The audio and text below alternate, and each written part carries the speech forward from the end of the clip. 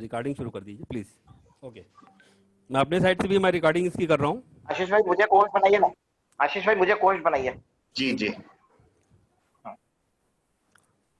अभी लगातार बच्चे जो है जुड़ते जा रहे हैं, और मैं ये जानना चाहूँगा अभी स्कूल से टीचर्स कोई आ गए हैं क्या यहाँ पर? हमारे गुरुजन कोई आए हुए हैं क्या? आशीष आपकी जानकारी। जी मैडम, प्रणाम कर रहा हूँ आपको, मैं यहाँ स्क्रीन में देख रहा हूँ। संध्या जी, जी जी, आपके श्री चरणों में जो आपके भीतर माँ सरस्वती बैठी है उनको भी मैं नमन कर रहा हूँ। तो मैं प्रोग्राम शुरू करूं उसके पहले मैं चाहूँगा कि हमारे जो बच्चे आज जुड़े हुए हैं हमारे साथ, उनके लिए मैं एक छोटी सी वीडियो में शेयर कर रहा हूं, ताकि थोड़ा सा माहौल भी बन जाए, और ऑनलाइन जो एटिकेट्स होते हैं ऑनलाइन में आपको कैसे बैठना है, क्या करना है, उसकी छोटी सी झलक भी हो जाएगी, और एक स्टार्टअप भी हमारा हो जाएगा। तो मैं एक छोटी सी वीडियो जो हमारे चैप्टर द्वारा ही बनाई गई है, और वो हमारे जीवन में हमेशा काम आएगी, क्योंकि ऐसा लग रहा है कि अब ऑनलाइन प्लेटफॉर्म का उपयोग निरंतर हमको बार बार करते रहना पड़ेगा। साल भर कम से कम ऐसा लग रहा है कि बहुत सारे कार्यक्रम इसमें होंगे। तो ये बेहतर समय है कि ऑनलाइन में हमको किस तरह से अनुशासित रहना है, ये जान लेना भी जो है मैं समझता हूँ अपनी जिम्मेदारी समझता हूँ, बच्चों के साथ में बात कर रहा हूँ। तो उसकी छोटी सी झलक जो है आपको मैं एक छोटे से वीडियो, 2 मिनट का वीडियो है, वो जब तक आप पूर्ण करेंगे है ना, तब तक जो है सारे बच्चे भी यहाँ पर आ जाएंगे। अभी 52 लोग यहाँ पर जुड़े हुए हैं, तो मुझे बताया गया संख्या करीब 80 के करीब जानी है।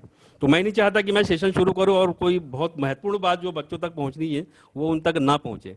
तो इस समय का लेकिन सदुपयोग भी अपन कर लेते हैं, और एक ऑनलाइन एटिकेट के ऊपर एक छोटी सी वीडियो जो है मैं आपको पेश कर रहा हूँ।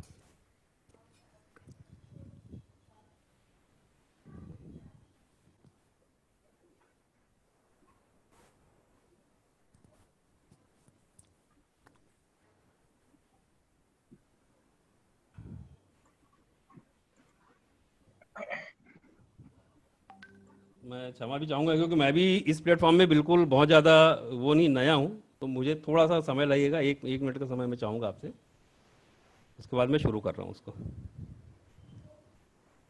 हालांकि मैंने प्रैक्टिस कर ली थी काफ़ी, लेकिन फिर भी जानते हैं हम लोग पुराने समय को रिप्रेजेंट करने वाले लोग हैं, बहुत जल्दी हम लोग से नहीं। आप वीडियो चला सकते हैं क्या वाला, अंजलि भाई वाला? आशीष एक बार ट्राई कीजिए, तो देखिए आप भी कीजिए, मैं भी कर रहा हूँ जी।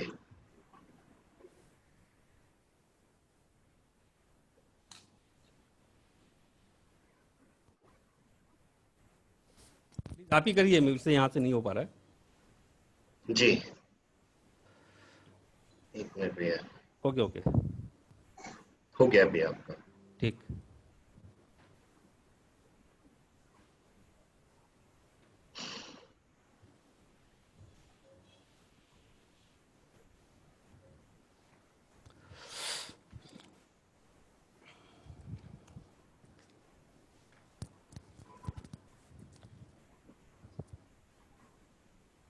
आशीष हो रहा है?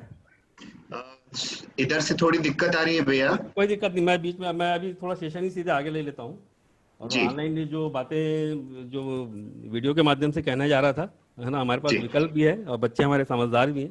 यदि थोड़े से निर्देश यदि मेरे वो ध्यान से देखें तो हम इस वर्कशॉप को बहुत अच्छे तरीके से, तकनीकी जो समस्याएं हैं उनको, उन पर भी जो है विजय प्राप्त करते हुए हम बहुत सुंदर तरीके से इस वर्कशॉप के उद्देश्य को हम पूरा कर सकते हैं। ऑनलाइन वर्कशॉप में जो जो थोड़ी सी अपेक्षा मैं करता हूँ सारे बच्चों से, वो मैं आपके साथ थोड़ी मैं शेयर कर रहा हूँ। ये ध्यान ये रखिएगा कि इसमें ऑनलाइन वर्कशॉप में थोड़ी सी टेक्नोलॉजी का बड़ा हाथ होता है। यदि नेटवर्क मेरी साइड से चला जाए या आपकी साइड से चला जाए तो बातें जो है कहीं ना कहीं अधूरी रह जाती है। तो मैं ये बताना चाहूँगा कि यदि नेटवर्क का कोई इशू आता है तो मेरे साथ मेरे 4 साथी और भी हैं, जिनको मैं धीरे धीरे आपके सामने मैं लाऊंगा। तो 4 साथी और भी हैं, यदि किसी भी स्पीकर जो बात कर रहा है आपसे उसका यदि नेटवर्क चला जाता है तो उसी बात को वहीं से जो है दूसरा स्पीकर जो है कंटिन्यू आपसे आगे लेकर जाएगा। तो आपको कहीं पर भी छोड़कर नहीं जाना है। आपकी ओर से यदि नेटवर्क जाता है, आपकी तरफ से यदि कोई नेटवर्क जाता है, तो आपको ये ध्यान रखना है कि वो नेटवर्क जाएगा तो हमेशा के लिए नहीं जाएगा, 5-7 मिनट में जो है नेटवर्क आपका वापस आ जाएगा। तो आपको भागना नहीं है, जैसे क्लास बंक कर जाते हैं उस तरह से यहाँ पर मैं क्लास बंक करने की इजाज़त मैं नहीं दूंगा, है ना। मैं चाहूँगा यहाँ जितने लोग मेरे पास आ रहे हैं, मैंने उनके सारे लोगों के नाम भी नोट करके रखे हुए हैं मैडम से लेकर, तो मुझे पता चल जाएगा कि कौन मेरी क्लास बंक करके गया हुआ है। और मैं बड़ा सख्त टीचर हूँ, उनके घर आके मैं उनके यहाँ नाश्ता करके जाऊँगा फिर, यानी ये सजा रहेगी उनकी। हाजिरी लगते जा रही है। बिल्कुल। तो ये ध्यान रखिएगा आप कि यदि आप भी निकलते हैं तो ये हम जो है करीब करीब 1.25 घंटे यहाँ पर हम लोग जो आपस में बात करने वाले हैं, तो 1.25 घंटे आप लोगों को यहाँ पर यदि निकल भी जाते हैं तो वापस आ जाना है, क्योंकि पूरे सेशन के दौरान हर 2 मिनट में जो है आपके फ्यूचर को लेके बहुत ही महत्वपूर्ण बातें, बहुत ही महत्वपूर्ण जो है सूत्र आपको बताए जाने वाले हैं, जो आपकी जीवन को सफलता की राह पर ले जाने वाले हैं। तो उन चीज़ों से यदि आप कहीं एक भी चीज़ यदि आपकी मिस हो जाती है तो निश्चित रूप से आपका जो है ये सेशन का जो अर्थ कहीं ना कहीं जो कम हो जाएगा, नंबर कम हो जाएंगे। तो मैं ये आपसे रिक्वेस्ट करता हूँ कि यदि आप निकलते हैं किसी कारण बाहर तो तुरंत जो है लौटकर आप वापस आते जाइए। इसमें डाटा की भी बड़ी समस्या रहती है, ये भी ध्यान रखिएगा कि जिनके पास डाटा की प्रॉब्लम नहीं है वे अपना वीडियो भी ऑन रखें। मैं चाहूँगा कि जो लोग मुझे सुन रहे हैं उनके चेहरे पे किस तरह के भाव आ रहे हैं, मैं जो कह रहा हूँ उनको समझ में आ रहा है कि नहीं आ रहा है, उनके चेहरे देखकर ही मुझे समझ में आएगा। तो यदि डाटा का यदि प्रॉब्लम नहीं है आपके पास, यदि आपके पास जो यदि डाटा की प्रॉब्लम नहीं, तो मैं चाहूँगा कि आप अपने कैमरे को ऑन रखें। यदि डाटा की समस्या है ना, क्योंकि डाटा काफ़ी इसमें खत्म होता है, तो आप जो है आप वीडियो ऑफ भी कर सकते हैं, लेकिन इस वादे के साथ कि आप वीडियो ऑफ करने के बाद भी अपने दूसरे काम नहीं करेंगे, बल्कि आपने मोबाइल या अपने लैपटॉप के सामने आप जो है हमारे साथ पूरे समय जो है बने रहेंगे, और हम जो भी आपसे कहते हैं उस पर समय समय पर अपनी जो है प्रतिक्रिया भी आप देते रहेंगे। और साथ ही साथ मैं ये इसको बड़ा सौभाग्यशाली अवसर मान रहा हूँ कि वैसे तो ये वर्कशॉप हम लोग जो है अक्सर जो है स्कूल के प्रेमिसेस में जाकर करते हैं, स्कूल भवन, स्कूल परिसर में जाकर हम लोग करते हैं, लेकिन इस बार स्कूल लग ही नहीं रही है, कोरोना के चलते स्कूल नहीं लग रही है। तो आप लोग भी जो है अपनी क्लासेस इसी माध्यम से, ऑनलाइन माध्यम, जूम से या गूगल मीट के माध्यम से जो है अपने टीचर से बात करके ऑनलाइन क्लासेस की अभ्यास हो चुके हैं। तो ये इसको मैं माइनस, इसके नंबर मैं कम नहीं कर रहा हूँ, बल्कि मैं तो इसको बड़ा सौभाग्यशाली अवसर मान रहा हूँ कि इस बहाने मैं आपके घर तक पहुँच रहा हूँ। पहले केवल आपके स्कूल और आपके टीचर तक पहुँचता था मैं, है ना। तो इस बार इस प्रोग्राम को लेकर मैं आपके घर यानी आपके पेरेंट के साथ भी जो मैं अपनी बातें शेयर कर रहा हूँ, इसको मैं सौभाग्य के रूप में देख रहा हूँ, है ना। इसको मैं जो है कोरोना संकट को नहीं बल्कि एक अवसर के रूप में देख रहा हूँ। तो मैं ये भी चाहूंगा कि जो बच्चे मोबाइल के सामने बैठे हुए हैं, है ना, उनके पेरेंट्स भी उनके कैरियर को लेकर बड़े चिंतित रहते हैं। हमेशा उनको इच्छा रहती है कि भाई बच्चे जो है कहीं ना कहीं अच्छी जगह पर चले जाए। तो आज कैरियर के मनोविज्ञान को समझने की कोशिश हम सब मिलकर करने वाले हैं कि कैरियर में एक पेरेंट्स क्या चाहता है, उसका क्या मनोविज्ञान रहता है, लेकिन बच्चा क्या चाहता है, उसका क्या, वो कैरियर को लेकर वो क्या सोचता है। एज के गैप, परिस्थिति की गैप, अनुभव के गैप के कारण दोनों की सोचें जो थोड़ी थोड़ी सी भिन्न होती है। तो और जरूरी कैरियर की दिशा जो है दोनों से तय होती है, कोई अकेला तय नहीं करता, बच्चा भी तय करता है और हमारे पेरेंट्स भी मिलकर तय करते हैं। तो कहीं ना कहीं उन दोनों की सोच जो है मिलनी चाहिए, या दोनों की सोच और समझ जो है आपस में उनको मालूम होना चाहिए कि बच्चा क्या समझता है, और बच्चों को भी मालूम होना चाहिए कि हमारे पेरेंट्स हमसे क्या अपेक्षा करते हैं आगे के जीवन के लिए। तो ये बहुत अच्छा अवसर है। मैं चाहूँगा कि बच्चे जो मेरी बात सुन रहे हैं, यदि स्पीकर उन्होंने ऑन रखा हुआ या मेरी बात उनके पेरेंट्स तक भी जा रही हो, तो मैं चाहूँगा कि उनके पेरेंट्स को भी मैं यहाँ पर आमंत्रित करना चाहूँगा कि वे आधा घंटा, 1 घंटा, सवा घंटा का समय निकाल कर एक महत्वपूर्ण चर्चा जो उनके बच्चों के भविष्य और खुद उनके परिवार के भविष्य से जुड़ी हुई है, उस चर्चा का हिस्सा जरूर बने। यदि उनको अपने जो व्यस्त समय में यदि अवकाश मिलता है तो वो जरूर जो हमारे साथ 1 घंटा यहाँ पर बने रहे। अब मैं ये इतनी तो बातें हो गई है, और अब जो है हम विषय में प्रवेश करते हैं। और जो मैं थोड़ी सी 1-2 स्लाइड यहाँ से मैं पुनः शेयर करने का यहाँ से प्रयास कर रहा हूँ, और मैं उम्मीद भी कर रहा हूँ कि इस बार मैं सफल हो जाऊंगा। जी, अब प्रोग्राम मैं शुरू करने जा रहा हूँ।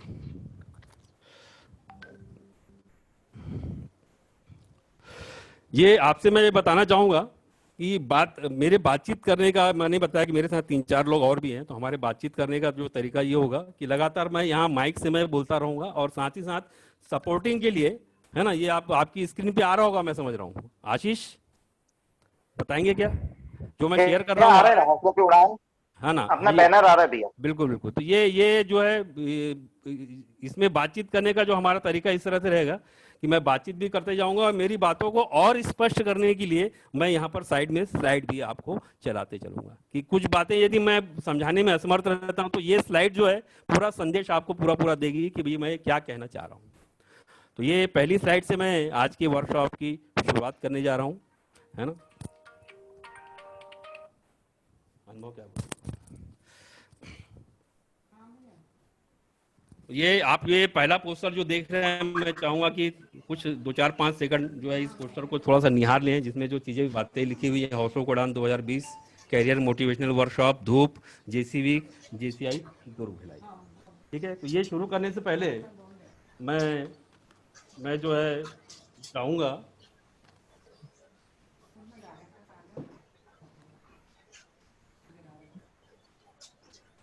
देखिए ये बड़े सौभाग्य का अवसर है कि आज जो है वो टीचर्स डे भी है ना। सारे लोग को याद है, कितने बच्चों को याद है टीचर्स डे आज? मैं समझता हूँ कि सारे बच्चे जो है जानते होंगे कि आज टीचर डे है। तो और टीचर्स भी यहाँ पर उपस्थित हैं, तो उनके श्री चरणों में मैं नमन करके आज की वर्कशॉप की शुरुआत करने जा रहा हूँ। जो गुरुजनों के लिए मैं बड़ा ही मैं सौभाग्य मानता हूँ कि मैं अपने स्कूल के जीवन काल में, कॉलेज के जीवन काल में अपने गुरुओं का प्रिय शिष्य रहा हूँ, और उनके आशीर्वाद से ही जो है मुझे मेरे जीवन के सारे जो संकट जो है दूर होते रहे, और परिवार के साथ आज मैं बहुत ही आनंद की स्थिति में हूँ। तो उनके लिए मैंने कुछ चंद पंक्तियाँ लिखी हैं। उन पंक्तियों से मैं गुरुजनों के श्री चरणों में प्रणाम करते हुए आज की वर्कशॉप शुरू कर रहा हूँ। जिनकी कृपा से जीवन में संस्कारों की सुगंध, हृदय में करुणा भाव का स्पंदन है, उनके आशीष का पात्र मुझे सदैव बनाए रखना प्रभु। समस्त गुरु चरणों में शत शत वंदन है, शत शत वंदन है। तो सारे गुरुजनों को मैं प्रणाम करते हुए आज की वर्कशॉप शुरू करने जा रहा हूँ। और मुझे जानकारी हुई है कि अभी जो है हमारे बीच स्कूल के डायरेक्टर सर भी यहाँ पर उपस्थित हो चुके हैं। सर का भी बहुत बहुत स्वागत है। एसएनजी स्कूल के प्रबंधक, उनको भी मैं प्रणाम करता हूँ, आपका स्वागत है सर। स्कूल की प्रिंसिपल बेदी मैडम जो हैं, प्रिंसिपल हैं, उनका भी मैं प्रणाम करता हूँ, और हमारे इस सेशन को आपने स्कूल में अनुमति दी उसके लिए आपको साधुवाद देता हूँ। आज के ट्रेनिंग के लिए अधिकृत जो टीचर है विनय सर, उनको भी मैं प्रणाम करता हूं, और सर को मैं चाहूँगा कि आप लोग भी जो है पूरे सेशन में हमारे साथ बने रहें, इस सेशन में पूरे साथ हमारे साथ जो बने रहें, ये मैं आपसे गुजारिश करता हूं। चलिए आगे अपन चलते हैं। नेक्स्ट जो स्लाइड के माध्यम से मैंने जैसे बताया कि स्लाइड के साथ साथ मैं इस प्रोग्राम की यात्रा को मैं आगे लेकर चलूँगा। इसके बाद नेक्स्ट स्लाइड जो देखते चलिए, इस स्लाइड से मैं शुरू करने जा रहा हूँ। इस स्लाइड में सबसे जो इम्पोर्टेंट बात मैं मान रहा हूँ कि दो चीज़ें हैं, कि एक आज तो हम आपके स्कूल में हैं, और दूसरी जो है आज हम स्कूल में जिस कार्यक्रम के माध्यम से जुड़ रहे हैं उसकी चर्चा आने वाले दिनों में पूरे भारतवर्ष में होने जा रही है। ये जो आप देख रहे हैं इंटरनेशनल बुक ऑफ रिकॉर्ड्स, ये एक ऐसी ऑर्गेनाइजेशन है जो विभिन्न क्षेत्रों में जो कीर्तिमान स्थापित होते हैं, जो रिकॉर्ड स्थापित होते हैं, उनको ये जो है मेंटेन करने का काम करती है। तो आज ये मैं आपको ये बताना चाहूँगा कि हम लोगों ने इस बार जो है 40 वर्कशॉप का लक्ष्य रखा है, 40 ऑनलाइन वर्कशॉप का लक्ष्य रखा है, जो अपने आप में एक रिकॉर्ड है, जिसमें हमारी 10 टीमें जो है इस रिकॉर्ड को अटेम्प्ट करने का प्रयास कर रही है। तो ये बड़े सौभाग्य मैं आपको बधाई देता हूँ कि आपकी स्कूल भी जो है इस प्रयास में भागीदार है। जब भी इस रिकॉर्ड की बात कही जाएगी, कभी भी कही जाएगी, इतिहास में कही जाएगी, तो आपके स्कूल के योगदान को इस वर्कशॉप में जो उपस्थित बच्चे हैं उनकी भी उपस्थिति को जो है नमन किया जाएगा और याद किया जाएगा। मेरे साथ जो आज की इस वर्कशॉप में 4 लोग जो है मेरे जो साथी यहाँ पर बनकर आने वाले हैं, उनको मैं उनकी वरिष्ठता के क्रम के हिसाब से आपके सामने उनका मैं संक्षेप में परिचय यहाँ पर दे रहा हूँ। उसके बाद जब उनका सेशन आएगा तो उनका विस्तार से भी परिचय मैं आपको कराऊंगा। सबसे बिल्कुल जो कोने में माइक लेकर जो खड़ी हुई हैं हमारी आज की जो हम में सबसे सीनियर, जो नागपुर से आई हुई हैं, अभी मुंबई में है, के लिए हमारे आग्रह को उन्होंने स्वीकार किया, हमारे रिक्वेस्ट को उन्होंने सम्मान दिया। और डॉक्टर निशी चौरसिया जो हमारे जेसीआई इंडिया की नेशनल ट्रेनर है, और साथ में लिखा हुआ है सिंस 1974। इसका मतलब है ये जेसीआई दुर्ग भिलाई नाम की जो ऑर्गेनाइजेशन है 1974 से निरंतर जारी है। अब आप थोड़ा सा यदि विचार करेंगे तो आप पाएंगे कि इस संस्था की उम्र जो है, कई यहाँ पर लोग बैठे हुए हैं उनसे भी ज़्यादा है। करीब करीब 46 साल की पुरानी जो हमारी अंचल की संस्था है, और आज जेसीआई दुर्ग भिलाई का नाम हमारे दुर्ग भिलाई के अंचल की जो सबसे श्रेष्ठतम सामाजिक संस्था में शीर्ष में शुमार किया जाता है। संस्था के क्रियाकलापों के बारे में बताना चाहूँगा। संस्था जो है हमारी सामान्यतः तो अपने मेंबर्स है उनके लिए काम करती है। साल भर 365 दिन जो है संस्था अपने मेंबर के लिए काम करती है। और क्या काम करती है? उनके व्यक्तित्व के विकास का वो काम करती है, उनकी पर्सनालिटी डेवलपमेंट का काम करती है। लेकिन हर संस्था की जो है अपनी एक सामाजिक जिम्मेदारी भी होती है। तो इस सामाजिक जिम्मेदारी को भी हम साल में 7 दिन, पूरे एक हफ्ता जो है हम पब्लिक के बीच जाकर अलग अलग तरह के कामों को हम अंजाम देते हैं। तो वही सौभाग्य से वही 7 दिन जिन्हें जेसी वीक कहा जाता है, तो वही 7 दिन जो है एक उत्सव के रूप में हम जो है पब्लिक के बीच लेकर जाते हैं और उत्सव को कोई ना कोई नाम हम देते हैं। तो इस जेसी वीक उत्सव का नाम, जो 7 दिनों के जो कार्यक्रम अलग अलग जो है कार्यक्रम होने जा रहे हैं, उसका नाम हमने दिया हुआ है धूप 2020। तो जेसी वीक धूप 2020 इस प्रोजेक्ट के तहत हमको जिम्मेदारी दी गई, हमारी टीम में जिसमें 40 और मेरे मेंबर हैं जो 10 वर्कशॉप कंडक्ट कर रहे हैं। हमको ये जिम्मेदारी दी गई है कि एक स्पेशल सब्जेक्ट को लेकर बच्चों के साथ आप जाकर बात कीजिए। उस सब्जेक्ट का नाम है हौसलों की उड़ान 2020। हौसलों की उड़ान जो है ये भी हमारा जो है बहुत पुराना कार्यक्रम है। ये कार्यक्रम हम 2012 से करते आ रहे हैं और इसमें इस कार्यक्रम में जैसा कि उसके नीचे एक टैगलाइन दी हुई है, कैरियर मोटिवेशनल वर्कशॉप। तो इसमें हम स्कूलों में जाकर बच्चों से उनके कैरियर में सार्थक चर्चा हम करते हैं। ठीक है, इसके बारे में थोड़ी सी बातें मैं अब जो चाहूँगा स्क्रीन में हटाकर मैं थोड़ी सी बातें करता हूँ आपसे कि ये हौसले की उड़ान जो है वो एक्चुअल में हम इसमें करने क्या जा रहे हैं। इसमें बहुत सारी स्लाइड्स हैं, लेकिन मैं वो स्लाइड्स को लगातार लूँगा और जो स्लाइड में जो बातें लिखी हुई है वो मैं संक्षेप में आपसे मैं स्टार्टअप में लेता हूँ और मैं चाहता हूँ कि ये बातें आप मेरे चेहरे के साथ देखें, मैं भी आपके चेहरे के साथ देखूँ। तो मैं थोड़ी देर में वापस स्लाइड में शेयर करता हूँ।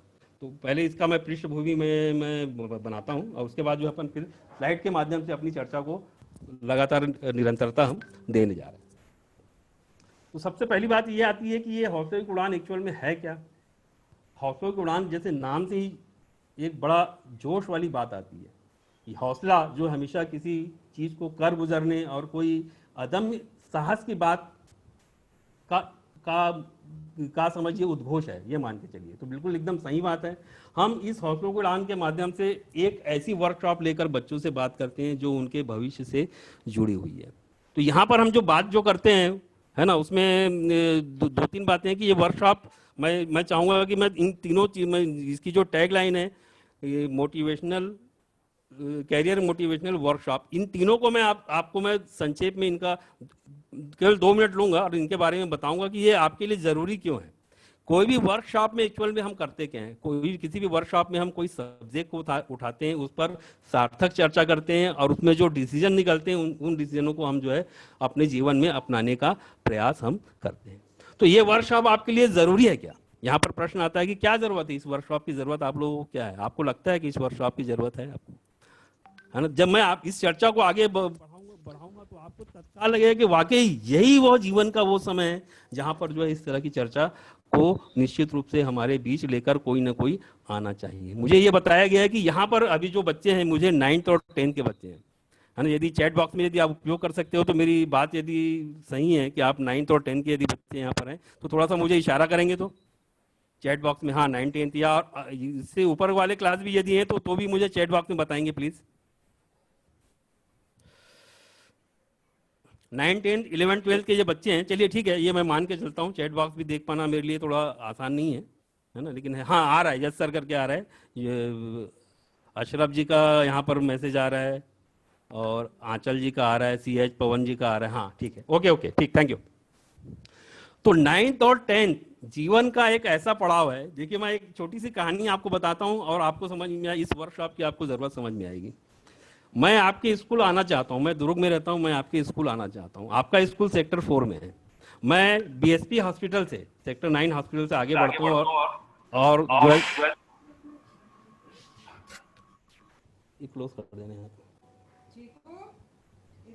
मैं सेक्टर 9 हॉस्पिटल से आगे बढ़ता हूं और पहुंचता हूं कहां पर, सेक्टर 4 के चौक में पहुंचता हूं, चौराहे में पहुंचता हूं। ध्यान रखिए मेरी बात को, मैं कोई जो भी बातें मैं कह रहा हूं उसमें एक मैसेज निकलने वाला है और मैं चाहता हूं एक जीवन के एक सिंपल उदाहरण से आप जो है अपनी जरूरत, आज की जरूरत को, 9 10 के बच्चों की जो जरूरत है उसको समझने का प्रयास करें। मैं उस चौराहे पर पहुंचता हूं, उस चौराहे में पहुंचने को में यदि मैं लेफ्ट साइड यदि मुड़ूंगा, मैं ध्यान रखिए मैं सेक्टर 9 से आ रहा हूं, लेफ्ट साइड मुड़ूंगा तो मैं स्टेशन की तरफ चला जाऊंगा। ठीक है, या मैं जो है सुपेला की तरफ जो है चला जाऊंगा, और यदि मैं सीधा जाता हूँ तो मैं बीएसपी प्लांट पहुंच जाऊंगा, और मैं यदि वापस आता हूँ तो वापस जहां से मैं चला था वहां चला जाऊंगा, और यदि मैं राइट साइड जाता हूँ तो मैं कहाँ पहुंचूंगा? आपके स्कूल में पहुंचूंगा, क्योंकि एसएनजी स्कूल जो है उस चौक में राइट साइड में है। तो वो चौक जो है, मुझे पहले जो सीधा सफर था वो तो कोई बात नहीं, वहां कोई रास्ता, वहां पर कोई जो है चौक नहीं था, कोई दूसरे रास्ते नहीं थे, तो मेरे पास विकल्प ही नहीं था सोचने का कि मुझे अब किस रास्ते में जाना, एक ही रास्ता था मेरे पास। तो आप भी जो अभी जो यात्रा कर रहे हैं, आपकी यात्रा जो आपको मालूम है, अभी यात्रा में आप अभी क्लास 9th में, क्लास 10th में, ये आप पिछले साल क्लास 9th में नहीं थे, पिछले साल आप क्लास 8th में थे। उसके भी पहले यदि इस यात्रा की शुरुआत देखेंगे तो ये यात्रा आपकी शुरू ही कब हुई थी? आपकी यात्रा KG1 से आपकी ये यात्रा शुरू हुई थी, जो बढ़ते बढ़ते क्लास 9 तक आ गई। ये यात्रा खत्म ही नहीं होगी, 10th 11th 12th, और कहीं ना कहीं जो है इस यात्रा में अलग अलग पड़ाव आएंगे। दूसरा पड़ाव जो आपका आएगा वो आएगा आपका स्कूल छूटेगा और आप कॉलेज में पहुंचेंगे, और एक दिन ऐसा भी आएगा 5 साल 6 साल 7 साल बाद वो कॉलेज भी आपको छोड़कर जाना पड़ेगा। उस दिन की कल्पना कीजिए। ये याद दिलाने आज हम सब यहाँ पर आए हुए हैं, जितने मेरे साथी, मैं और मेरे साथी जितने भी लोग यहाँ पर आज आए हुए हैं, वो सिर्फ आपको ये याद दिलाने आए हुए हैं कि ये यात्रा जो है विभिन्न पड़ावों से होते हुए एक मंजिल पर पहुंचेगी। वो मंजिल कौन सी है? क्या आपने उस मंजिल के बारे में सोचा है? नहीं सोचा है तो ये समय, ये वार्निंग देने हम लोग यहाँ पर आपके पास आए हैं। उस चौक से यदि मैं सीधा चला जाता हूं तो आपके स्कूल में नहीं पहुंचूंगा, उस चौक से मैं यदि लेफ्ट चले जाता हूं तब भी आपके स्कूल नहीं पहुंचूंगा। तो मुझे मालूम होना चाहिए कि चौराहा है, तो मैं जहां जाना चाहता हूं उस चौराहे में वो रास्ता कौन सा है, ये मुझे मालूम होना चाहिए। अगर मुझे मालूम नहीं है तो मैं क्या करूंगा? सारी बातें बता रहा हूं मैं आपको। यदि मुझे मालूम नहीं उस चौक में पहुंच गया तो मैं वहां पर खड़ा हो जाऊंगा और बाकी लोगों से पूछूंगा कि भाई उस जगह मुझे जो एसएनजी स्कूल जाना है उसका रास्ता कौन सा है। यही करेंगे ना, हम यही करते हैं कि नहीं करते? यहाँ कहीं हम नहीं जिस जगह को नहीं जानते हैं उसके बारे में जानने की कोशिश हम ये करते हैं। हमको नहीं मालूम तो जो लोग जानते हैं, है ना, उनसे हम पूछते हैं। तो यही 2-3 बातें आज हमारी चर्चा का मुख्य विषय है। ये बताने हम जा रहे हैं कि क्लास 9th और 10th एक ऐसा चौराहा है जिसमें आपको डिसीजन करना है। 10th जो है ऐसा चौराहा है, जीवन का एक ऐसा मोड़ है, इतना महत्वपूर्ण मोड़ है जो आपके आने वाली जिंदगी को तय करेगा कि आप आने वाली जिंदगी में किस आजीविका, किस रोजगार, किस कैरियर में जाने वाले हैं। ये आपकी जो है टर्निंग पॉइंट है जिंदगी का। सबसे यदि महत्वपूर्ण, यदि आप कोई क्षण, कोई साल यदि आप निकालना चाहोगे, मुझसे यदि पूछोगे तो मैं वो कहूंगा कि वो 10वीं कक्षा जो है वो सबसे महत्वपूर्ण साल है। और यही ऐसा समय है जब हम बच्चों से, हमको उनके कैरियर को लेकर हमको बात भी करनी चाहिए, क्योंकि यही समय है जिसमें वो उनके जीवन की दिशा जो है वो कहीं ना कहीं चेंज होने जा रही है। तो हम लोगों ने जब बातचीत के लिए जब देखा कि सारी क्लासेस है, उसमें से जब मुझे कहा गया कि आप किस क्लास से बातचीत करना चाहेंगे, मुझे ऑप्शन भी दिया कि 12th वाले से बात करोगे, 11th वाले से बात करोगे, तो मैंने कहा नहीं, मैं यदि बात करने जा रहा हूं तो उस चर्चा का कोई उसकी सार्थकता होनी चाहिए, और मैं ये चाहता हूं कि मेरी एनर्जी कहीं पर लगती है तो उस एनर्जी का मैक्सिमम उपयोग हो। तो मुझे जब चुनाव करने के लिए दिया गया तो मैंने कहा मुझे सबसे छोटी क्लास आ दीजिए, 9-10 के बच्चे जो मुझे दीजिए। हालांकि मैं अपने जो टीम में बहुत सीनियर हूँ, लोग चाहते थे कि मैं 11th-12th की क्लास लूँ, लेकिन मैंने कहा नहीं, मैं चाहता हूं कि मैं उन बच्चों से बात करूं वाकई जिनको मैं कुछ कह सकूं, जिनसे मैं कुछ उनका मार्गदर्शन कर सकूं, जिनसे मैं बात करूं तो मेरी बातें उनके किसी जीवन को किसी दिशा में, किसी निर्णय में काम आ सके। तो इस उद्देश्य से मैं आपके बीच आया हूं, और ये आज की जो चर्चा है वो कैरियर से संबंधित है। कैरियर का मतलब यही होता है कि मैंने बताया आपको कि आप अभी 10th में हैं, उसके बाद 11th-12th, उसके बाद कॉलेज में पहुंचेंगे, कॉलेज के बाद कॉलेज छूटेगा, तो आप अपने आप को किस प्रोफेशन में पाते हैं। कॉलेज जब छूटेगा आप तो उस समय आप अपने आप को किस प्रोफेशन में पाते हैं। वही प्रोफेशन जो है आपका, वही आजीविका का जो तरीका है आपका, है ना, जो चाहे हो सकता है आप किसी व्यवसाय में जाए, या किसी नौकरी पेशे में जाएं, या किसी सेवाभावी काम में जाएं। तो ये सारे जो जिसमें हम अपने जीवन को व्यापन करने के लिए जो आर्थिक व्यवहार या आर्थिक जो हम पद हम चुनते हैं, वो हमारे लिए हमारा कैरियर बन जाता है।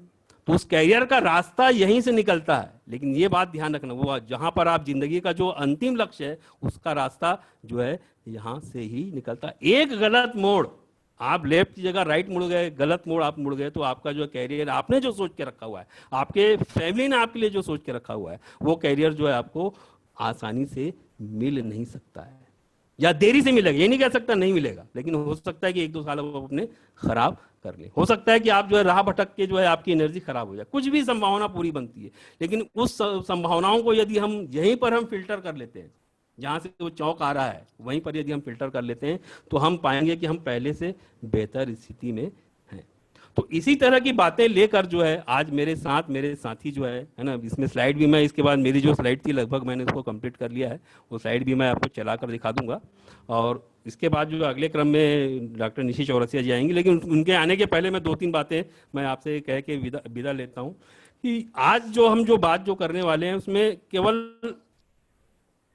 2-3 बातें मैं आपसे कहना चाहूंगा कि हम ये नहीं बताने आए हैं को कि आपको अपने किस कैरियर का चुनाव करना है। ये बड़ा कठिन और गूढ़ विषय होता है ना, इसके क्योंकि इसके लिए जो है देखो, कोई डॉक्टर बनना चाहता है, मैं कॉमर्स वाला हूँ, उसके लिए सलाह के लिए मार्गदर्शन के लिए मैं अनुकूल नहीं हूँ।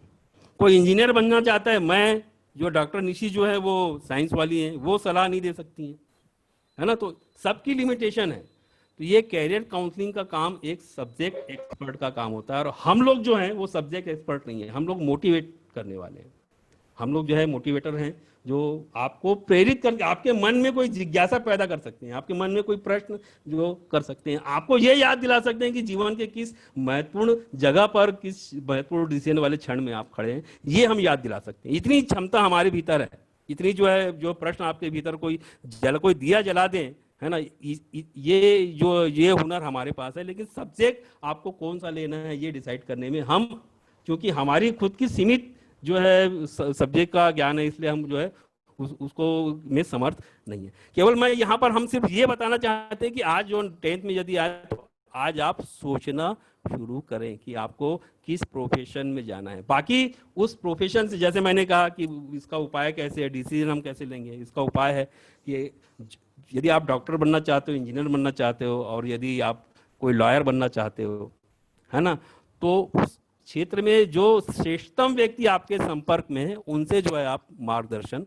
ले सकते हो। लॉयर बनना चाहते हो आप, तो आपके संपर्क में जो भी आपके जो टीचर हैं, आपके दोस्त हैं, आपके पेरेंट्स हैं, आपके पास पड़ोस हैं, रिश्तेदार हैं, है ना, उनको आप जो है टूल्स की तरह इस्तेमाल कर सकते हो। उनमें छांटिए कि मैं जो सब्जेक्ट लेना चाहता हूँ, मैं जो प्रोफेशन चुनना चाहता हूँ, उसमें उस प्रोफेशन में टॉप मोस्ट शीर्ष पर कौन सा व्यक्ति है, मेरे समाज में कौन सा व्यक्ति है ना। मैं ये जैसे मैं एक छोटा सा एग्जांपल आपको देता हूँ, है ना, ये हमारे दुर्ग शहर से जुड़ी घटना है, हो भी सकती है। यदि आप कलेक्टर बनना चाहते हैं, सुनिए मेरी बात को ध्यान से, कलेक्टर बनना चाहते हैं तो कलेक्टर, हमारे जितने भी लोग हैं यहाँ पर, कोई भी आपको मार्गदर्शन कर सकता है क्या? कोई भी कलेक्टर नहीं, प्रशासनिक सेवा में कोई भी नहीं है ना। मेरे साथी भी जो है, तो आपके लिए कौन कर सकता है मार्गदर्शन आपका? तो हमारे यहाँ का सबसे जो अच्छा मार्गदर्शन आपको जो कर सकता है, जो हमारे दुर्ग का जिलाधीश है, जो कलेक्टर है। यदि उसके पास यदि कोई स्कूल का बच्चा जाता है, आप सोच कर देखिए कि सर मुझे आपसे गाइडेंस लेना है, क्या वो मना करेगा? सोच कर देखिए आप, बिल्कुल मना नहीं करेगा। उसकी जिम्मेदारी, वो तो बड़ा खुश होगा कि भाई मैं जहां पर पहुंचा हूं, कैसे किन संघर्षों के माध्यम से मैं पहुंचा हूं, है ना, उसकी कहानी मेरे अलावा जो है शहर में कोई भी अच्छे ढंग से इस बच्चे को गाइड नहीं कर सकता है। तो हम सिर्फ ये कहते हैं आप अपने लिए कैरियर चुने, और साथ ही साथ ये भी चुने कि उस कैरियर के शीर्ष क्षेत्र में कौन से व्यक्ति, उनको अपने आसपास रिश्तेदारों में, दोस्तों में, समाज में, शहर में, प्रदेश में आप उनको चिन्हांकित कीजिए और उनसे मुलाकात कीजिए और उनसे जो है मार्गदर्शन आप लीजिए। ये भी है, ठीक है। तो कैरियर के बारे में जो है मैंने कहा कि मैं 3 बातें आपसे कहना चाहूंगा कि पहला, आप डिसाइड कीजिए। डिसाइड करने के बाद जो है उस तक पहुंचेंगे कैसे, ये 2-3 टूल हम आज यहाँ पर अपनी चर्चा में हम शामिल करने जा रहे हैं। कि आपने डिसाइड कर लिया मुझे जो है टीचर बनना है, आपने डिसाइड कर लिया मुझे जो है एक पायलट बनना है, आपने डिसाइड कर लिया मुझे सेना में जाना है, आपने डिसाइड कर लिया मुझे प्रशासनिक सेवा में जाना है, आपने डिसाइड कर लिया मुझे वकील बनना है ना, आपने डिसाइड कर लिया कि मुझे जो है एक बैंक का अधिकारी बनना है। उसके बाद जो है वो बनेंगे कैसे, है ना, ये हम आपको इसका फार्मूला आपको हम बता सकते हैं। डिसाइड क्या करना है ये आपको करना है, ये स्वतंत्रता आपकी है, कोई थोपेगा नहीं आप पर। यदि डिसाइड, दूसरी बात भी है, यदि आपने डिसाइड नहीं किया तो कोई ना कोई डिसाइड भी करेगा, ये भी तय है। 10th की क्लास है, 11th में यदि जाना, यदि आपने खुद डिसाइड नहीं किया है ना, तो कोई ना कोई डिसाइड आपके लिए करेगा, तय है बिल्कुल। डिसीजन तो होकर रहेगा।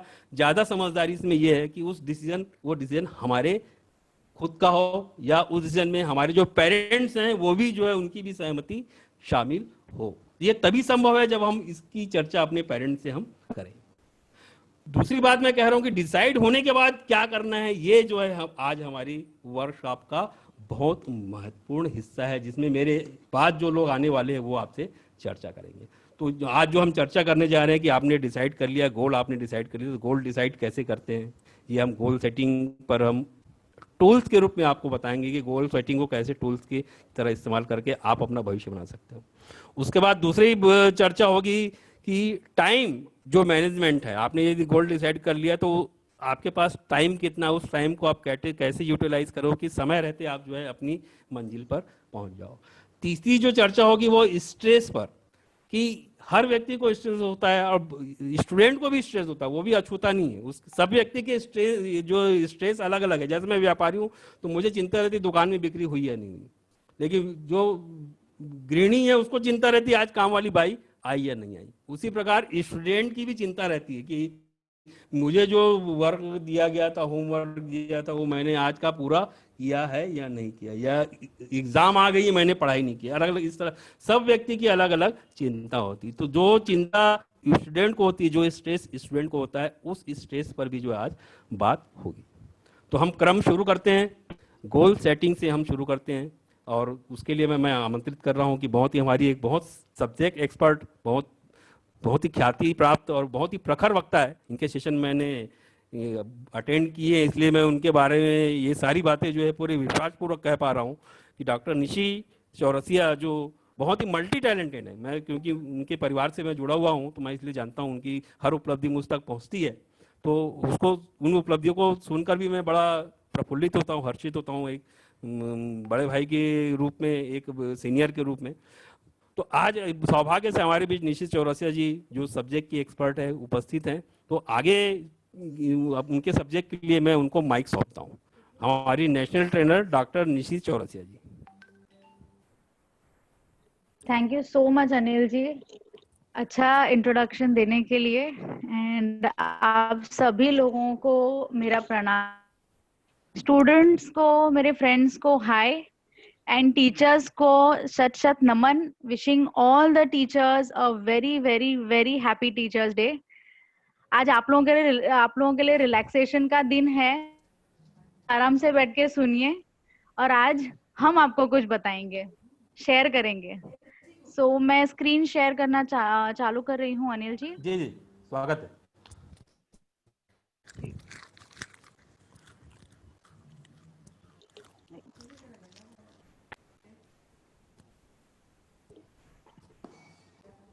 What is a goal?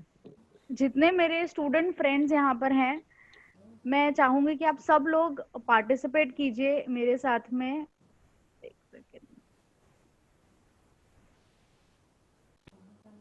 Just a minute.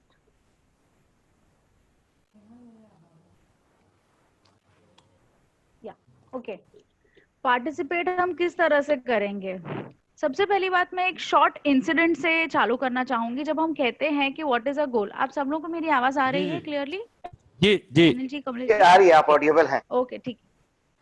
जी जी जी, जब हम पूछते हैं कि व्हाट इज अ गोल, लक्ष्य क्या है, तो इस चीज को हम अगर हमारे लाइफ से रिलेट करेंगे, मैं चाहूंगी कि आप सब लोग अपनी अपनी आंखें बंद करके 2 मिनट सिर्फ इस सिचुएशन को इमेजिन कीजिए। हम सब लोगों को एक फुटबॉल दिया गया है और आपको बोला गया है कि आप एक ग्राउंड में जाके उसे खेलिए। अब खेलिए मतलब क्या करेंगे आप? 1 मिनट, 2 मिनट, 3 मिनट आप सिर्फ फुटबॉल को पैर से मारते रहेंगे, आपको थोड़ी देर उसमें मजा आएगा, लेकिन उसके बाद में आपको लगेगा कि अब नाउ व्हाट नेक्स्ट। कि किसी भी चीज को जब हमें एक नेक्स्ट लेवल पर ले जाना होता है तो हमें एक टारगेट चाहिए होता है, हमें एक गोल की आवश्यकता होती है, हमें एक लक्ष्य की आवश्यकता होती है। तो जब हम ये बात करते हैं कि व्हाट इज अ गोल, सो एक गोल वो चीज होती है जिसे हम एक टारगेट बोलते हैं, कि जब हमें उस फुटबॉल ग्राउंड में एक गोल दिया जाता है तब हमें पता है कि हाँ, जब हम इस बॉल को उस गोल पोस्ट में डालेंगे तब हमारा गोल गिना जाएगा और फिर हमारी गेम उस नेक्स्ट लेवल पर जा सकेगी। हमने लॉकडाउन में लूडो किंग नाम की एक बहुत ही फेमस गेम खेली है। उस गेम का भी एक लक्ष्य होता है कि आपकी जो चारे जो गोटियां हैं जिसे हम कहते हैं हिंदी में, वो जब तक आपके मेन हाउस में नहीं अंदर चली जाती है तब तक आप जीतते नहीं हैं। तो वो उस गेम का गोल होता है। उसी तरह से हमारे लाइफ में भी कुछ गोल्स होते हैं। जरूरी नहीं है कि हर गोल पढ़ाई से रिलेटेड होना चाहिए। डेफिनेटली हम 9th और 10th के बच्चे हैं तो हम आज उस पर ज्यादा फोकस करेंगे, लेकिन लाइफ में हर इंसान के बहुत अलग अलग प्रकार के गोल होते हैं। और दो चीज होती है, एक गोल होता है और एक करियर। करियर वो चीज होती है जो हमें हमारे गोल के तरफ ले जाने में मदद करती है, और गोल वो टारगेट होता है जो हम अचीव करते हैं। गोल बहुत अलग अलग तरह के होते हैं, short term, long term, immediate goal, life term goal, life long goal. तो ये सारी बातों पर हम आज चर्चा, मैं लेक्चर नहीं देने वाली हूँ। आई नो कि आप लोग बहुत ऑलरेडी सुनते रहते हैं, तो ये सेशन को मैं बहुत लाइट रखना चाहूंगी कि हम हमारी तरफ से इस गोल को समझ सकें। बहुत ही बेसिक लैंग्वेज में मैं आपके साथ डिस्कस करूंगी। गोल तो हमने समझ लिया कि हम क्या चाहते हैं, चाहे वो पढ़ाई से रिलेटेड हो, चाहे हमारे हेल्थ से रिलेटेड हो, या हमारे फैमिली से रिलेटेड हो, या हमारे लाइफ से रिलेटेड हो। तो गोल हम अलग अलग लाइफ के अलग अलग पड़ावों पर अलग अलग तरह के गोल्स सेट करते हैं। अगर हम एक बच्चे हैं तो बच्चे का सबसे बड़ा गोल क्या होता है कि हम चलना सीख लें, हम बोलना सीख लें। जैसे हम थोड़े और बड़े होकर स्कूल में जाते हैं तब ये क्लास में पास कर लूं। फिर 9th और 10th में हम कौन सा गोल लेते हैं कि हमें एक अच्छा कॉलेज मिल जाए, हम अपना करियर सिलेक्शन चालू करते हैं। फिर 12th में जब हम जाते हैं तब हमारे मेन करियर पर फोकस करते हैं। उसके बाद में जब हम आगे बढ़ते हैं तो हमें ये हमें डिसाइड करना होता है कि क्या हमें जॉब चाहिए, क्या हमें एक अच्छा बिजनेस सेटअप करना है, या क्या हमें होम मेकर बनना है, या क्या हमें हमारे वाइफ को सपोर्ट करना है। कुछ अनकन्वेंशनल गोल्स होते हैं, कुछ कन्वेंशनल गोल्स होते हैं। कन्वेंशनल करियर है जैसे हम सकते हैं कि जैसे डॉक्टर, इंजीनियर है, फिर आर्किटेक्ट है, सीए है, ये बहुत कन्वेंशनल करियर ऑप्शंस होते हैं। फिर कुछ नॉन कन्वेंशनल करियर ऑप्शंस भी हो सकते हैं, जैसे म्यूजिक है, आर्ट में जाना है। All these are non conventional career options. तो हमारे लाइफ के हर पड़ाव पर अलग अलग किस्म के गोल होते हैं, लेकिन एक गोल होना जरूरी है। हम चाहे करियर कुछ भी सिलेक्ट करें, लेकिन हमें हमारे पास एक लक्ष्य होना चाहिए। We should not be aimless. आप इमेजिन कीजिए कि आपको एक बहुत बड़े से दरिया में एक नाव के साथ छोड़ दिया गया है, आप कहाँ जाएंगे? आपके पास आगे पीछे ऊपर, आगे पीछे, राइट लेफ्ट, सब जगह पर सिर्फ पानी दिख रहा है। आपके पास है, लेकिन आप किस दिशा में जाएंगे? वो दिशा जो है, दैट इज योर करियर। सो आप जो करियर चूज करें उसे गोल तक पहुंचना है। और आपने एक ये चीज देखी, आपको स्क्रीन पे आपको एक कंपस जैसा एक गोल चीज दिख रही होगी, उसे कहते हैं मरीनर्स कंपस। जो मैंने अभी आपके साथ में एग्जांपल शेयर किया कि आप एक बीच दरिया में हैं, एक नाव है, आपके पास नाव चलाने का साधन है, लेकिन हम जाएंगे किस दिशा में? तो ये जो मरीनर्स के स्क्रीन पे दिख रहा है वो चीज है जो आपको आपके लक्ष्य तक पहुंचाती है। तो अपना लक्ष्य क्या है? एक देर ना उस दरिया के माध्यम से उस नाव में बैठकर, और वो जो नाव का जो मरीनर्स कंपास है वो हमें हेल्प करेगा हमारे दूसरे जगह पर पहुंचने के लिए। तो इससे जब हम लाइफ से रिलेट करते हैं, हमारे एजुकेशन से रिलेट करते हैं, तो हमारा जो गोल है वो एक प्रोफेशनल बनना हो सकता है, वो एक बिजनेसमैन बनना हो सकता है, वो एक अच्छा इंसान बनना हो सकता है, मुझे बहुत सारे पैसे कमाने हैं, वो भी हमारा गोल हो सकता है। लेकिन वो गोल, जैसे मैंने एग्जांपल में बताया कि मुझे एक देश से दूसरे देश में जाना है, तो हमारा गोल है हमें एक प्रोफेशनल बनना है। तो उस गोल में हमें पहुंचने के लिए जैसे मरीनर्स कंपास काम आता है, वैसे ही हमारा करियर हमें हेल्प करता है कि हम उस गोल पर पहुंच सके। तो our career is the mariner's compass for us. Okay my dear friends, अब मैं आगे की स्लाइड पर बढ़ूंगी कि क्या आपने अपना लक्ष्य तय कर लिया, हमें करना है या हमें किसी और को जॉब करवाना है, जैसे कि हम बिजनेस करते हैं, या हमें एक बहुत अनकन्वेंशनल जगह पर अनकन्वेंशनल तरह का करियर चूज करना है। यहाँ पर इमेज में आप देखेंगे एक डॉक्टर है, एक सर्जन है, एक इंजीनियर दिख रहा है, एक शेफ है, फिर एक एयर हॉस्टेस है।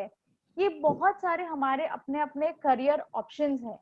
हम आज की तारीख में 9th और 10th में एक ऐसे पड़ाव पे रहते हैं कि हमारी इच्छा, हमारा इंटरेस्ट और हमें किस चीज बनाना है, ये सब चीज के ना बहुत सारा उथल पुथल होता है। कि किसी ने, अभी हम लोग देख रहे हैं कि कोरोना के टाइम्स में कोरोना वॉरियर्स जिसे हम कहते हैं, जो डॉक्टर्स हैं, तो हमें ऐसा लगता है कि ये डॉक्टर्स जो हैं वो आज की तारीख में एक भगवान का रूप लेकर हैं। तो बहुत सी बार ऐसा लगता है मुझे डॉक्टर बनना है। फिर कभी ऐसा लगता है कि पुलिस वाले भी अच्छा काम कर रहे हैं, मुझे पुलिस वाला बनना है। फिर कभी ऐसा लगता है कि जो एडमिनिस्ट्रेशन में है, जो ये सारी चीजें सेट कर रहे हैं, आईपीएस ऑफिसर्स है, सिविल सर्विसेज वाले हैं, जो इस देश को चलाते हैं, या मेरी इच्छा हो रही है वो करना है मुझे। तो हमारी इच्छा, हमारा इंटरेस्ट, हमारी काबिलियत, ये सारे कॉम्बिनेशन होता है, वो हमारा एजुकेशनल गोल कहलाता है कि उसे हमें हमारा प्रोफेशन बनाना है या नहीं। तो हमें उस चीज की मदद से ये तय करना है कि हमारा गोल क्या होना चाहिए। हम अभी 10th में हैं, 9th और 10th के हम बच्चे हैं। फिलहाल हमारा गोल हमें बड़ा सेट करना है, लेकिन जो हमें शॉर्ट टर्म गोल्स हैं, हमारे जो ईयरली मंथली गोल्स होते हैं, वो ये होते हैं कि हमें हमारा 10th, हमारी 9th और 10th की क्लासेस, हमारी एग्जाम्स अच्छे मार्क्स से पास होना है। बिकॉज ये एजुकेशन सिस्टम अभी हमसे यही डिमांड करता है कि your marks will help you go where you want. लेकिन उसके साथ ही साथ में लाइफ का एक अच्छा गोल हमेशा ये रखिएगा कि हमें एक अच्छा इंसान बनना है। व्हाट्सएप पर पता है, ये एक इमेज बहुत घूमी थी कि एक दादाजी को एक छोटी सी बच्ची पूछती है कि मैंने कौन सा करना चाहिए। दादाजी ये कहते हैं कि तुम करियर कुछ भी चूज करो, लेकिन मैं एक सजेशन ये दूंगा कि एक अच्छा इंसान बनना। फिलहाल उस करियर में कंपटीशन बहुत कम है। तो yes, your career, your profession, what ever you decide, always have this one thing in mind कि हमें एक अच्छा इंसान बनना है, क्योंकि वो आपको चरम सीमा पर टिके रहने में बहुत मदद करेगा।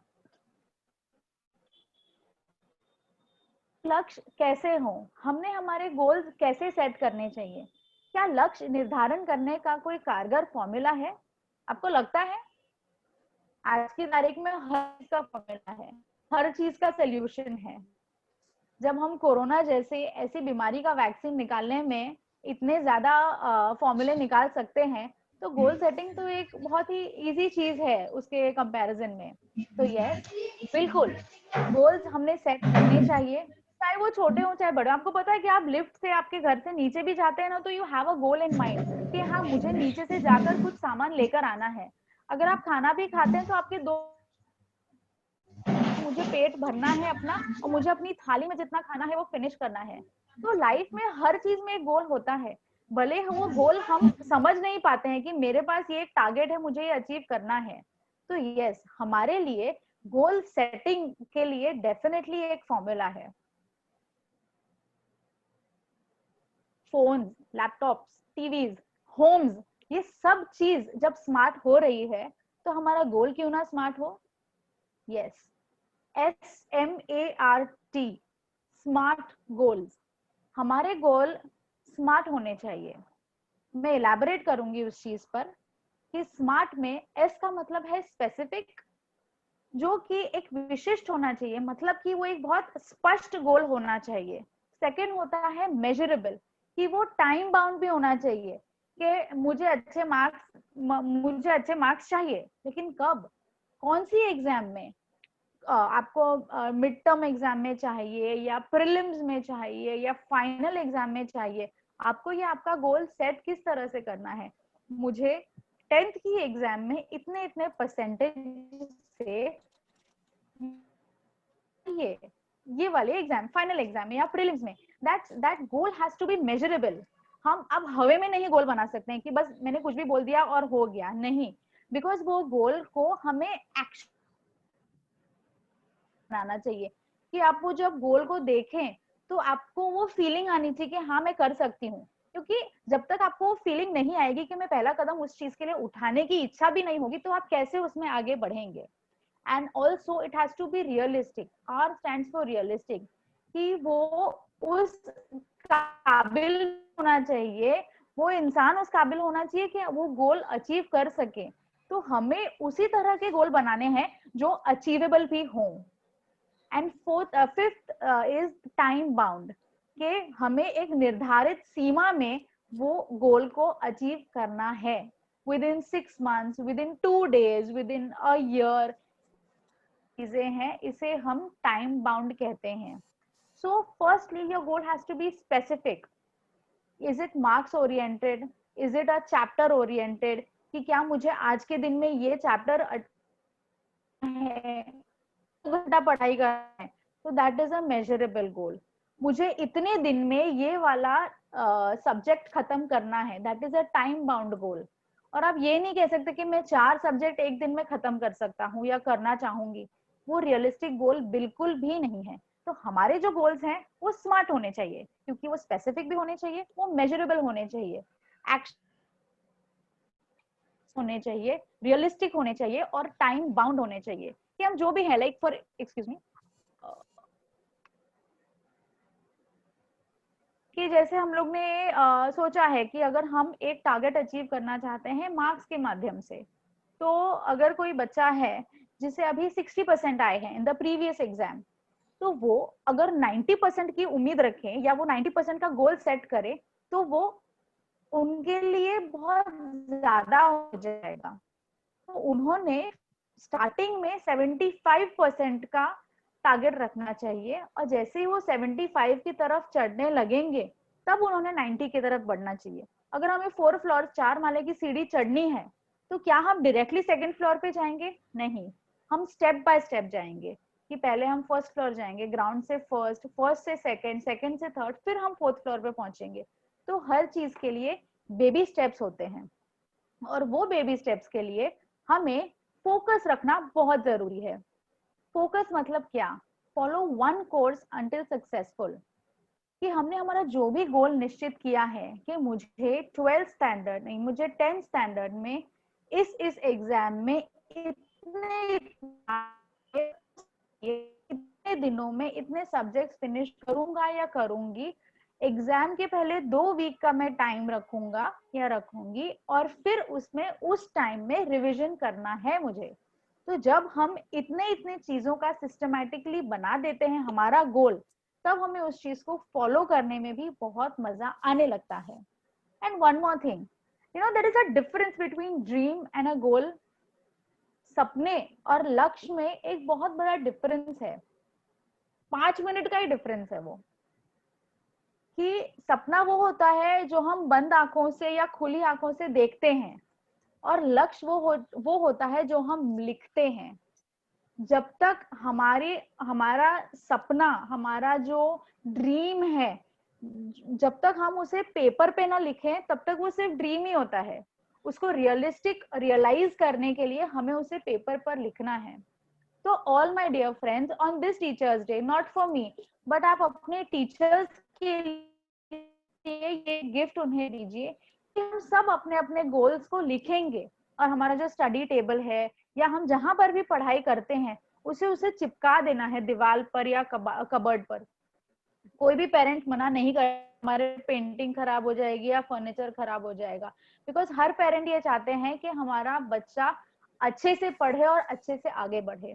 सो all my dear friends, you are going to give me a thumbs up in the chat boxes कि यस, हम आज अपने गोल्स लिखेंगे और पहले तो सोचेंगे, स्मार्ट गोल बनाएंगे, specific, measurable, action, realistic and time bound. ये 5 पॉइंट्स को मद्देनजर रखते हुए हम सब अपने अपने गोल्स लिखेंगे. कि वो 5 साल वाला बनाना है, वो गोल आपको 2 दिन का भी हो सकता है, 1 हफ्ते का हो सकता है, 1 महीने का भी हो सकता है. We will come to it in the upcoming slide. लेकिन हमें हमारा एक गोल होना चाहिए. We do not have to be aimless कि बस चल पड़े हैं, लेकिन कहाँ चल पड़े हैं हमें नहीं पता है. And once you decide on your goal, एक जब हम हमारे गोल को समझ लेते हैं, तब we have to follow one course until successful. पहले तो सोचने में वक्त दीजिए, और एक बार जो सोच लिया है फिर उसके पीछे. आपको पता है जो रेस में जो घोड़े दौड़ते हैं, उनके आंखों के पास में ऐसी एक पट्टी बंधी रहती है, उनको ब्लाइंडर्स कहते हैं. वो क्यों बंधी रहती है? बिकॉज घोड़े बहुत जल्दी डिस्ट्रैक्ट होते हैं. तो उनके ऊपर जो जॉकी बैठता है ना, वो चाहता है कि मेरा घोड़ा फर्स्ट आए.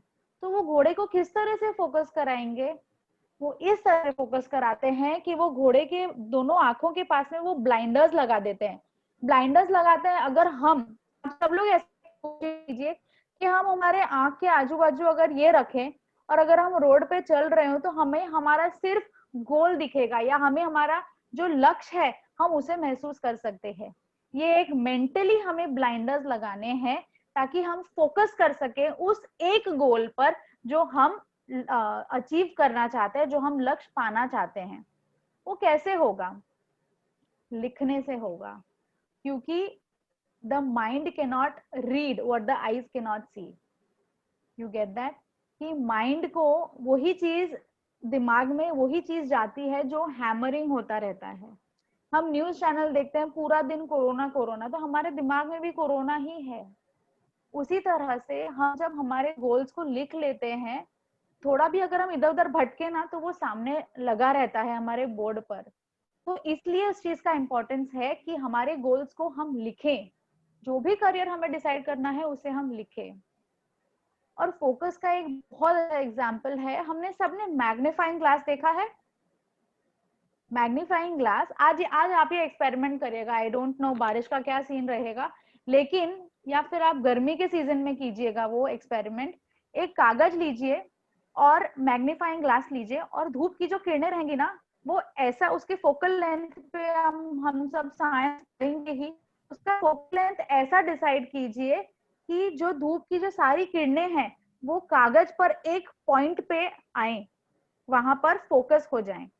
और आप देखेंगे कि थोड़ी देर में वो एनर्जीज जो सन रेज से आ रही है, मैग्नीफाइंग ग्लास उसको उस पेपर के उस पॉइंट पे फोकस करेगा, और थोड़ी ही देर में वो पेपर उस जलने लगेगा. You know, my dear friends, that is the power of focus. This is a very simple and very basic example. काफी बार schools में भी उसे कराया जाता है.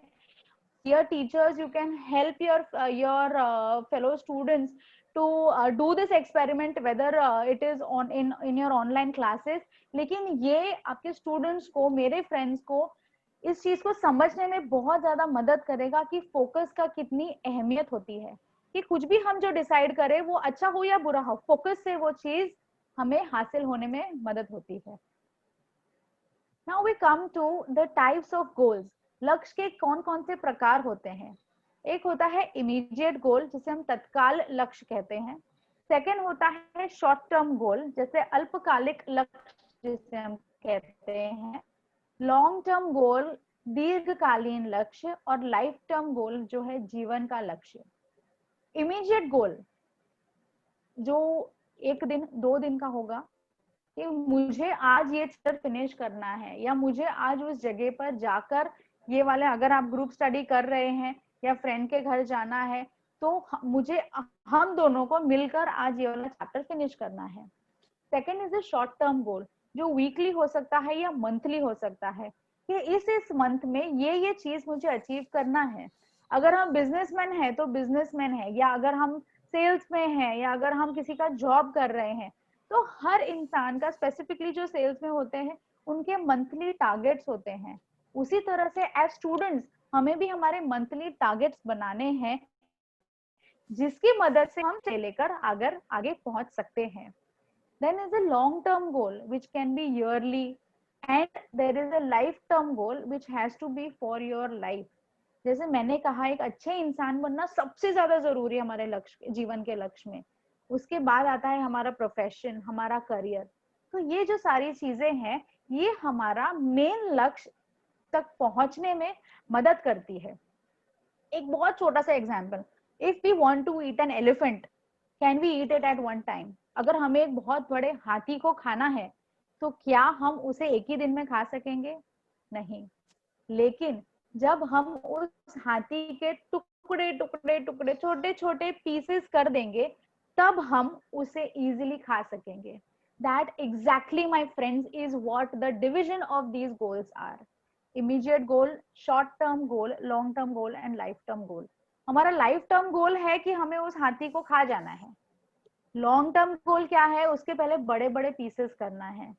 शॉर्ट टर्म गोल है उस पीसेस को और छोटा करना है। And immediate goal is to sit and start eating it.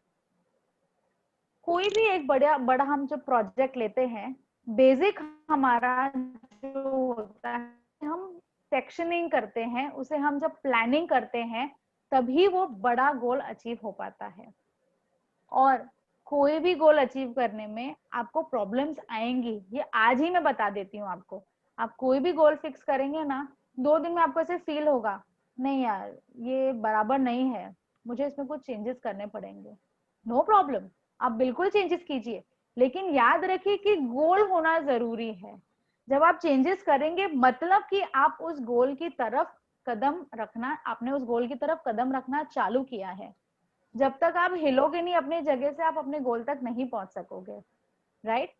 एक little song for all you friends, बहुत पुराना सॉन्ग है, शायद आप लोग ने सुना भी नहीं होगा, लेकिन उसके शब्दों पर ध्यान दीजिएगा।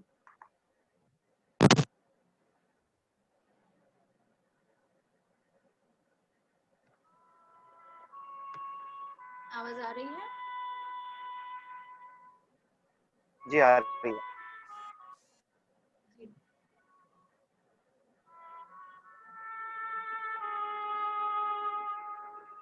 मैं चाहूंगी आप सब लोग अपनी अपनी आंखें बंद, उन लाइनों को सिर्फ समझ लीजिए।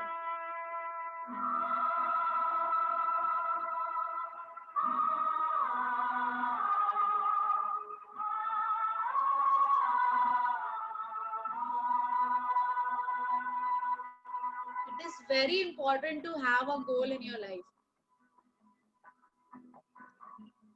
और कुछ भी हो जाए, रुक जाना नहीं तू कहीं हार के,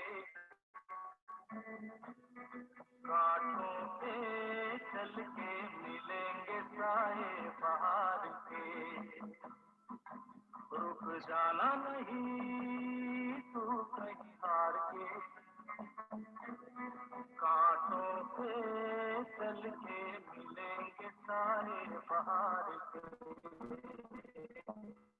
ओ राही ओ राही ओ राही ओ राही ओ राही ओ राही ओ राही ओ राही।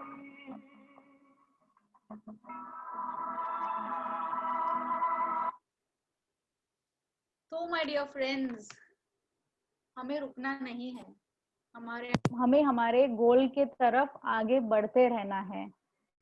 वी आर ऑल ट्रैवलर, को एक पॉइंट से दूसरे पॉइंट पर जाना ही है, चाहे वो प्रोफेशन हो या हमारे लाइफ टाइम के गोल्स हो।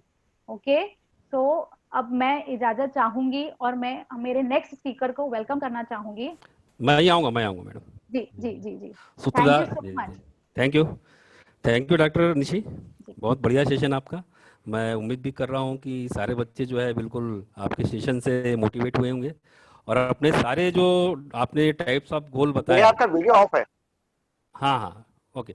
आपने जो टाइप्स ऑफ गोल बताए आपने, वो अब डेली रूटीन में भी उसको फॉलो करने की कोशिश करेंगे। रोज का जो काम है उनका, रोज का जो अभ्यास है उनका, वो रोज पूरा करेंगे। हफ्ते का वीकली टेस्ट की तैयारी करेंगे अपने गोल को सेट करके। अब हम अगले नेक्स्ट जो स्पीकर है उसकी ओर, उनकी ओर चलते हैं, और दूसरे टूल्स के लिए भी जो हम बच्चों से बात करने के लिए तैयार हैं। वो दूसरा टूल जो है हमारा, वो है टाइम मैनेजमेंट, जैसा कि आप स्क्रीन पर देख रहे हैं। लेकिन उसके पहले मैं चाहूँगा कि एक छोटी सी बात और जो मुझे बड़ी ही हर्षित कर रही है, कि आज जो है शिक्षक दिवस है, और मैं ये देख रहा हूँ, मुझे मेरे पास जो लिस्ट आई है, मैं बड़ा इससे बड़ा इस लिस्ट को देख के बड़ा प्रफुल्लित महसूस कर रहा हूँ कि आज हम हमारी टीम को, और हम स्कूल के जो बच्चे हैं उनको एक दो नहीं, पूरे जो है 10-12 शिक्षकों का आशीर्वाद इस वर्कशॉप के माध्यम से मिल रहा है। तो उनके नाम भी मैं यहाँ से लेना चाहूँगा बड़े आदर के साथ। हमारे साथ जुड़ी हुई राजी के अनिल जो टीचर्स हैं, शानू श्रीवास्तव जी जुड़ी हुई हैं हमारे साथ, शारदा जी जुड़ी हुई हैं, उषा साहू जी जुड़ी हुई हैं, मिली सिंह जी जुड़ी हुई हैं, शंकर श्रीवास जी जुड़े हुए हैं, निशा हरिदास जी जुड़ी हुई हैं, और बाकी प्रिंसिपल मैडम तो शुरू से ही हमारे साथ बनी हुई हैं। तो सभी टीचर्स को भी मैं एक बार पुनः टीचर्स डे, शिक्षक दिवस की बधाई देता हूं, और चाहूँगा कि अंत तक आप लोग इस तरह से आशीर्वाद की बारिश इस वर्कशॉप पर करते रहें।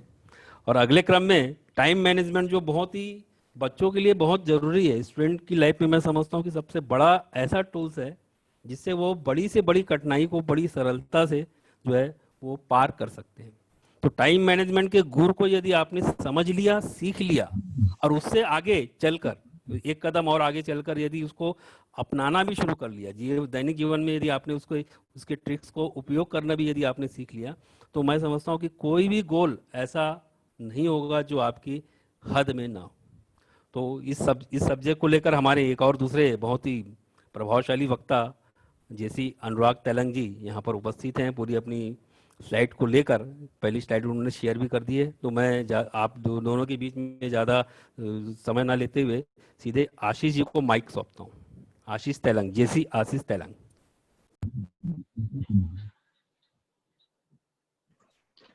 थैंक यू जेसी अनिल बल्लेवार जी, और बहुत बहुत धन्यवाद डॉक्टर निशी जी का, जिन्होंने इतनी अच्छी स्पीच और इतना अच्छा माइंड ब्लोइंग सेशन हमारे साथ रखा और लगभग हमारा लक्ष्य निर्धारित कर दिया कि हमें कहाँ पहुंचना है। Thank you so much. Thank you madam. आशा है सभी बच्चों ने बहुत ही इस चीज का फायदा उठाया होगा। अब मैं जो आगे आप लोगों को बताने जा रहा हूँ, समय प्रबंधन, टाइम का मैनेजमेंट। हमारी मैडम जो डॉक्टर निशी थी, उन्होंने हमारे साथ में हमारे सामने लक्ष्य रखा। एक छोटी सी पिक्चर आप लोगों के सामने मैं शेयर कर रहा हूँ। बच्चों, आप लोग अपने चैट बॉक्स का यूज कर सकते हैं। आप लोगों को दिखाई दे रहा है ये क्या है? कुछ समझ में आ रहा है? बहुत सारी बुक्स हैं। It's a part of library, ठीक है? लाइब्रेरी है और उसका एक ये भाग है। अगर मैं किसी बच्चे से कहूं कि मुझे यहाँ से कक्षा 10वीं की, क्लास 10th की इंग्लिश की SCERT या NCERT की मैथ्स की बुक चाहिए, कौन लेकर आएगा? एनीवन? चैट बॉक्स यूज करें बच्चों। बहुत डिफिकल्ट है ना? इसका मतलब क्या हुआ कि ये काम हमें बहुत ही कठिन दिखाई दे रहा है, क्योंकि ये अनऑर्गेनाइज्ड है। अनऑर्गेनाइज्ड, अप्रबंधित। हमारी अगर कोई चीज अगर व्यवस्थित नहीं है तो वह टास्क हमारे लिए लगभग कठोर, कठिन और अलक्ष्य हो जाएगा। लेकिन अगर हमारे सामने ये चीज आ जाए और हमें इसमें से एक किताब मांगी जाए तो हमारे लिए कितना आसान हो जाएगा। व्यवस्थित करना, इस चीज को शेड्यूलिंग करना, यही मेरा विषय है और यही मैं आप लोगों को बताने आया हूं। समय प्रबंधन, समय को हमसे निर्धारित करना है। जब हमने अपना एक लक्ष्य पा लिया कि हमें इतनी दूरी तय करनी है, कक्षा 10th के बच्चे सभी ये जानते हैं, सभी ने ये क्लास 8वीं तक पढ़ लिया हो कि हमारी गति हमारी दूरी को समय से भाग देने पर आती है। Speed is equal to distance upon time. तो हमारे जो लक्ष्य है, हमारा लक्ष्य डिस्टेंस है, हमें कितनी दूर जाना है, उसके लिए गति को, अगर हमारी जो स्पीड है उसको हम टाइम से मल्टीप्लाई कर देंगे तो हमारा डिस्टेंस अचीवेबल हो जाएगा, प्राप्त हो जाएगा, प्राप्य हो जाएगा। तो समय को हम बिल्कुल ही नगण्य नहीं मान सकते। जितना कम समय रहेगा उतनी कम स्पीड या फिर उतनी ज्यादा स्पीड करनी पड़ेगी, और जितना ज्यादा समय रहेगा उतनी कम स्पीड। तो समय को हमें निर्धारित करना बहुत ही जरूरी है, समय को प्रबंधित करना बहुत जरूरी है। हम सभी के पास उतना ही समय है जितना कि बिल गेट या फिर मार्क जुकरबर्ग या फिर जो हमारी क्लास का या स्कूल का या इस शहर का जो टॉपर था, 86,400 सेकेंड, ना 1 सेकेंड ज्यादा ना 1 सेकेंड कम। केवल हमें और उसमें क्या फर्क था कि उसने इन सेकंडों का भली भांति प्रयोग किया, उसने इन समय को बहुत अच्छे से व्यवस्थित करके अपने दिनचर्या में निभाया। इसके लिए एक छोटी सी टेक्निक मैं आप लोगों को बताना चाहता हूँ, शेड्यूलिंग। सब जानते हैं, हम क्लास 1 से अपना टाइम टेबल बना रहे हैं कि मंडे इतने बजे से इतने बजे तक ये पढ़ेंगे, दोपहर में ये करेंगे वो करेंगे। On paper it's very good, लेकिन प्रैक्टिकल में क्या होता है, 6वें 7वें दिन या तो कभी कभी दूसरे दिन ही हमारी बनाई हुई जो पूरी टाइम टेबल है वो खराब हो जाती है। इसके लिए हमें क्या करना चाहिए, हमें टाइम ब्लॉकिंग करना चाहिए। आजकल टाइम ब्लॉकिंग इंटरनेशनली बहुत ज्यादा एक्सेप्टेबल और बहुत ज्यादा कारगर सिद्ध हो रही है। टाइम ब्लॉकिंग में आप पर्टिकुलरली किसी भी एक समय को बांधे ना, बल्कि एक टाइम का ब्लॉक रखें, एक दिन का ब्लॉक रखें, एक समय का ब्लॉक रखें कि इस समय में हमें ये करना है और हमें अपना लक्ष्य इस तरह से प्राप्त करना है। इसके लिए जब हमारा टाइम ब्लॉक तय हो जाए कि हमें सुबह के 2 घंटे में हमें यह करना है, गेम्स खेलना है या पढ़ाई करना है, उसके बाद हमें एक और छोटी सी टेक्निक पर, PER, पर हम सभी जानते हैं कि पर का मतलब होता है प्रति। ये हमारे रात के सोने के पहले का हिस्सा होना चाहिए। हम जिस भी दिन सोने जाते हैं, जब भी सोने जाते हैं, उसके पहले 5 मिनट हम सोने के पहले एक बार अपना प्लान, एग्जीक्यूशन और रिव्यू, PER, ये रिव्यू कर लें कि हम आज हमने क्या पाया और कल हमें क्या पाना है, और वही हमारा आने वाले जो लक्ष्य हैं जैसे हमने निर्धारित कर लिए हैं, उसकी दिशा के लिए, उसे प्राप्त करने के लिए वह उसी दिशा में है या नहीं, और उसे एग्जीक्यूट करना, उसे निभाने के लिए हमारे पास साधन है कि नहीं, और जो आज तक हमने किया उसका एक बार रिव्यू, पुनरावलोकन कि आज हमने कितना पा लिया। तो ये एक PER हम सभी आज यहाँ से एक मंत्र लेकर जाएंगे और रात को सोने के पहले हम जरूर से जरूर ये एक प्लान, एग्जीक्यूशन और रिव्यू को फॉलो करेंगे। इसके बाद एक चीज और आती है, जब हम किसी भी समय को मान लेते हैं, किसी भी चीज को मान लेते हैं, आपके सामने एक 3 पिक्चर्स आ रहे हैं। ये पार्किंसन लॉ है। पार्किंसन लॉ कहने के लिए बहुत बड़ा है, लेकिन छोटी सी चीज है कि हम किसी चीज को करने के लिए जितना समय देते हैं वह चीज उतने ही समय में होती है। अगर हमें कोई चैप्टर 7 दिनों में करना है तो हमारे लिए 7 दिन भी वह काफी नहीं होंगे, और अगर हमें वह 1 दिन में करना है तो वह हमारा चैप्टर 1 दिन में हो जाएगा। मैं बहुत सरप्राइज्ड हूँ, कुछ एग्जामिनेशंस के लिए मैं इन्विजिलेटर बनकर कुछ स्कूलों में गया था और वहां पे कुछ बच्चों के साथ मैंने चिट्स पाई। बहुत सारे बच्चे इसकी हेल्प ले लेते हैं एग्जाम में, हालांकि वह बिल्कुल गलत है, लेकिन जब उन चिटों को मैंने खोलकर देखा तो मैं सरप्राइज्ड था। अच्छे से अच्छे टीचर्स उस विषय को, उस पूरे टॉपिक को उतनी छोटी सी चिट में समा लेते हैं कि मैं उन बच्चों को देखकर हतप्रभ था कि वाह क्या वंडरफुल काम है। इतना ही ब्रेन और इतनी ज्यादा तन्मयता, इतना ज्यादा उनका जो इंटेलिजेंस था वो एक छोटी सी चिट में आ गया, और जबकि हमारे पास पूरा समय रहता है फिर भी हम वह नहीं कर पाते। तो अगर हमारे चैप्टर को हमें बांधना है तो हम पहले दिन ही क्यों ना चिट बना लें, पहले दिन ही क्यों ना उस काम को कर लें जो हमें एग्जाम के पहले कुछ बच्चों को करनी पड़ जाती है। तो वही यह चीज हमारा पार्किंसन लॉ बताता है कि हम जिस चीज को जितनी दूर देरी या जितने समय में बांधना चाहेंगे बस उतना ही समय लेगा। तो टाइम को हमें अपने काम में उसी तरह बांधना है कि हमें इस विषय में, इस सब्जेक्ट में, इस टॉपिक पे कितना समय देना है और कितनी देर में पूरा करना है, और उसे बार बार रिव्यू करते जाना है कि क्या हमने किया, अगर हमारी कोई कमी रह गई है, कम या रही है, तो अगला हमारा क्या चरण होगा कि उसे हम दूर कर सकें। अगली बात आती है कि एवरीथिंग इज नॉट इक्वल। बच्चों, हम सभी का पहला काम होता है कि जो हमारा सिलेबस निर्धारित किया गया है उसे एक बार जरूर देख लें। उसका अध्ययन बहुत जरूरी होता है, क्योंकि एवरीथिंग इज नॉट इक्वल। सभी चीजें बराबर नहीं होती हैं। किसी चैप्टर्स में ज्यादा मार्क्स होते हैं, किसी चैप्टर्स में कम मार्क होते हैं। इंटरेस्टिंग चैप्टर होता है लेकिन कम मार्क्स होते हैं, सरल चैप्टर होता है लेकिन ज्यादा मार्क्स होते हैं। कोई टॉपिक, किसी टॉपिक पर अधिक मार्क्स होते हैं, किसी टॉपिक पर कम मार्क होते हैं। तो उसकी जानकारी हमें रखनी बहुत जरूरी है कि हमें किस विषय पर कितना ध्यान देना है।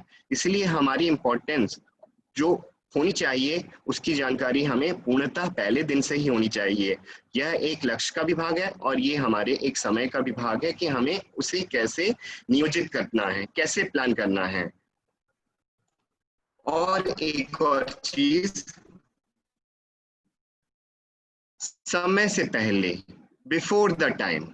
जो हम जब कोई भी काम करते हैं, हम कभी भी क्लास में एग्जाम में पहुंचते हैं, अगर हमारा बहुत अच्छी तैयारी है, बहुत ही अच्छे हम उस विषय में तैयार होकर जा रहे हैं, लेकिन अगर क्लास चालू हो चुकी है, एग्जाम प्रारंभ हो चुका है और हम 2 मिनट या 5 मिनट पहले देर से पहुंचते हैं, सारे बच्चे बैठ के लिखना चालू कर चुके हैं और एग्जामिनेशन हो चुका है, तब हम अपनी स्थिति, हम अपनी दशा खुद ही समझ सकते हैं कि हमारी क्या स्थिति होती है ना। आता हुआ काम हमारे कभी कभी हाथ पैर फूल जाते हैं, कभी हमारा बीपी बढ़ जाता है, और हमारा जो सब कुछ तैयारी रहती है वह हमें कुछ 5 मिनट के लिए या 10 मिनट के लिए स्ट्रेंड करनी पड़ती है, छोड़नी पड़ती है।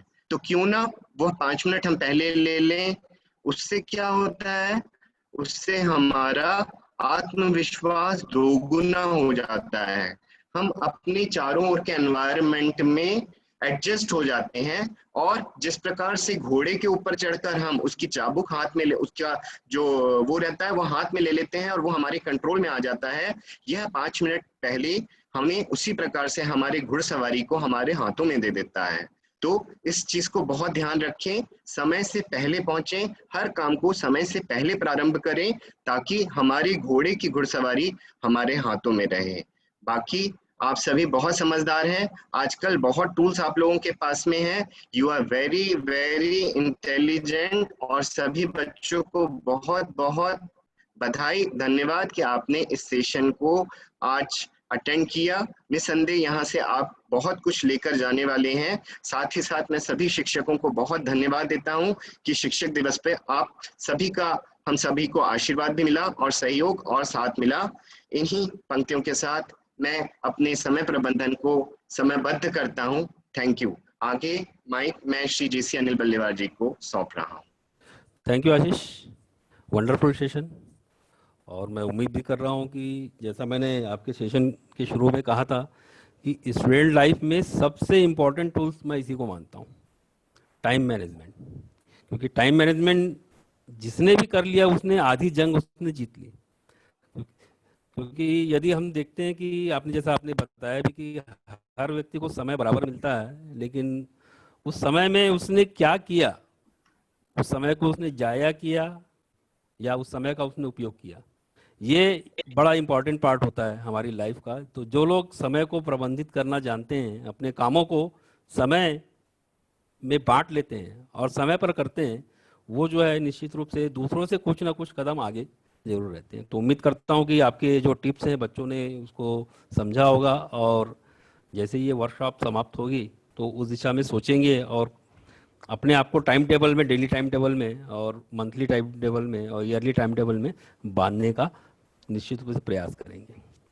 अब इसी क्रम में जो हम बिल्कुल आखिरी सेशन की ओर आ रहे हैं, हमारे तीसरा जो सेशन सत्र जो शुरू हो रहा है, तो उसके पहले मैं थोड़ी सी बातें मैं कहना चाहूँगा कि मैं किस शख्सियत को आपके सामने लेकर आ रहा हूँ, है ना, उसकी थोड़ी सी पूर्व भूमिका। मैं 2 मिनट का आपका समय लूँगा और उसके बाद ये सेशन हम शुरू करेंगे। स्ट्रेस मैनेजमेंट, तनाव का प्रबंधन। तो जैसा मैंने बताया कि हमारी जो ऑर्गेनाइजेशन है, जो मेरे पीछे भी आप पोस्टर देख रहे हैं, JCI दुर्ग भिलाई, ये अपने जो मेंबर्स हैं उनके पर्सनालिटी डेवलपमेंट का काम करती है।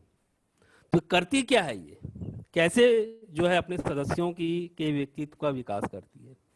उसका एक नमूना आप भी देख रहे हैं कि हमारी जो ऑर्गेनाइजेशन है हमारे सदस्यों को टास्क देती है, अलग अलग मल्टी टास्क को देती है। कभी सांस्कृतिक रहते हैं, वो कल्चरल रहते हैं, कभी वो कि कोई डांस का आप आयोजन करो, कोई सिंगिंग कंपटीशन का आप आयोजन करो, कभी बिजनेस से रिलेटेड वो हमको बोलती कि कोई कैंपेनिंग लगाओ, कि जीएसटी पर बात करो, बिजनेस प्रमोशन पर आप बात करो। कभी कभी इस तरह की भी देती कि बच्चों से जाकर जो है कोई मोटिवेशनल वर्कशॉप लो। तो अपने सदस्यों को वो लगातार इस तरह से टास्क देकर लोगों से बात करना सिखाती है, सब्जेक्ट पर बात करना सिखाती है, लीडरशिप सिखाती है और पब्लिक स्पीकिंग सिखाती है। तो पब्लिक स्पीकिंग की जो हमारी जो क्लासेस है वो कहाँ से शुरू होती है, कैसे जो है जैसे लोगों को हमारे जो सदस्य हैं उनकी काया पलट कर देती है, उसका एक बहुत ही सुंदर एग्जांपल मैं आपके सामने में लेकर आ रहा हूँ। आप भी बड़े अचरज में पड़ जाएंगे कि आप अभी 9-10 के बच्चे हैं और आपसे भी छोटी क्लास की एक बच्ची आपसे जो है स्ट्रेस मैनेजमेंट पर बात करने आ रही है। ये करिश्मा है हमारे जेसिस दुर्ग भिलाई की जो वर्किंग है उसका एक छोटा सा और बहुत ही सुंदर उदाहरण है। तो मैं चाहूँगा कि मैं अपनी क्लास के बारे में और कहाँ वो पढ़ती हैं ये खुद परिचय जो है वान्या स्वयं दे सामने आकर। और बहुत ही इम्पोर्टेंट जो अभी हमारा टॉपिक चल रहा है स्ट्रेस मैनेजमेंट, क्योंकि वान्या खुद अभी विद्यार्थी है और इस स्ट्रेस एक स्टूडेंट को किस तरह का स्ट्रेस होता है उस स्ट्रेस के बारे में आपसे वो बात करने आ रही है। और उस स्ट्रेस को हम कैसे उस स्ट्रेस से ओवरकम होते हैं, उससे बाहर हम कैसे निकलते हैं, उस टूल्स के बारे में भी आपको जो है वो इशारे करेगी। तो उम्मीद करता हूं कि वान्या जो है उसका आप जो अपनी जगह पर रह कर, है ना, वान्या क्योंकि हमारी सबसे छोटी बिटिया है और हमारे टीम की सबसे नन्ही कलाकार है, नन्ही सदस्य है, तो उसका स्वागत मैं चाहूंगा कि बहुत जोरदार तालियों से अपने स्थान पर रह के आप करें। वान्या आ जाओ बेटे। Thank you sir. Hello everyone. मैं सबसे पहले सभी टीचर्स को a very happy teachers day wish करना चाहूंगी। एंड मैं वन्या अग्रवाल डीपीएस भिलाई की क्लास 8 की स्टूडेंट हूँ और आज मैं आपके सामने एक बहुत ही इम्पोर्टेंट टॉपिक लेके आई हूँ जो कि है स्ट्रेस। अंकल आप प्लीज स्क्रीन शेयर चालू कर देंगे क्या? आशीष, वन्या का ना स्क्रीन शेयर को जरा ध्यान रखना, कंटिन्यू कर, आप ध्यान रखे रहो ना उनके स्पीच के साथ साथ आपको कॉम्बिनेशन बना कर रखना प्लीज। स्ट्रेस या तनाव, स्ट्रेस या तनाव की जब भी बात होती है मेरे मन में एक क्वेश्चन आता है और वो है कि क्या हम हमारी जिंदगी बिना स्ट्रेस के जी सकते हैं? And the answer is no, नहीं, बिल्कुल भी नहीं। अब मैं आपको इसे एक एग्जाम्पल के साथ समझाती हूँ।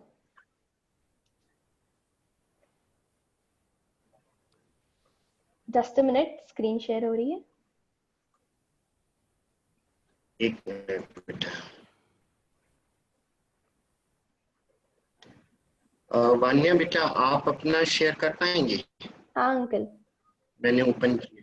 हाँ हाँ यू स्टार्ट योर शेयर।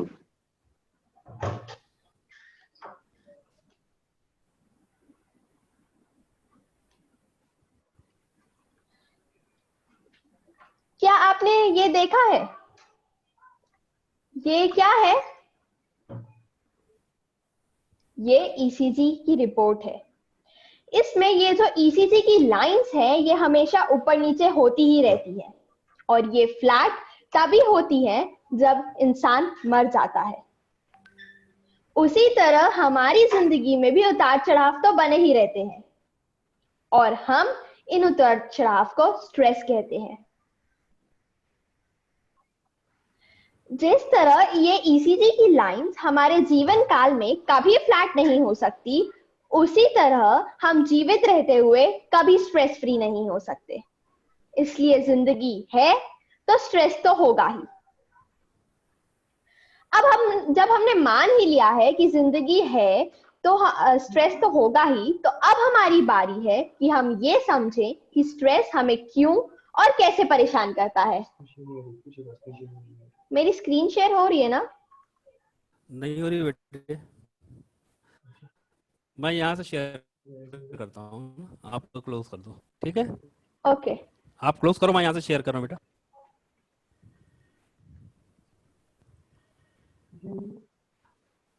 आशीष देखो तो मेरी आ रही है ना?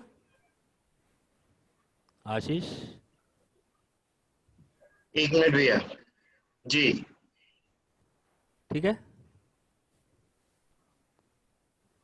हाँ, आपकी स्क्रीन शेयर हो रही है भैया। ओके ओके, चलिए कंटिन्यू करते हैं अपन। ठीक है वान्या? हाँ अंकल। ओके, नेक्स्ट लो। हाँ, अब मैं आपको समझाती हूँ इसे एक स्टोरी से। एक बार एक प्रोफेसर ने अपने क्लास में एक पानी का ग्लास लेके गए और वो अपने बच्चों से बोले, बच्चों अगर मैं आपको ये ग्लास 1 मिनट तक आपके हाथ में सीधा हाथ करके पकड़ने बोलूं तो क्या होगा? फिर बच्चे सोचने लगे, सर ऐसा सवाल क्यों पूछ रहे हैं? सोचे सोचे और फिर बोले, सर कुछ नहीं होगा। फिर सर बोले, अगर आपको यही ग्लास में 1 घंटे तक पकड़ कर रखने बोलूं तो क्या होगा? तो फिर बच्चे सोचने लगे, वही सेम क्वेश्चन वापस। फिर सोचे, फिर बोले थोड़ा सा दर्द होगा। सर मुस्कुराए और बोले, वेरी गुड, अगर मैं आपको यही ग्लास अब 8 घंटे तक वही सेम कंडीशन में पकड़ कर रखने बोलूं तो क्या होगा? तो बच्चे बोले, सर इम्पॉसिबल, हम पकड़ ही नहीं सकते।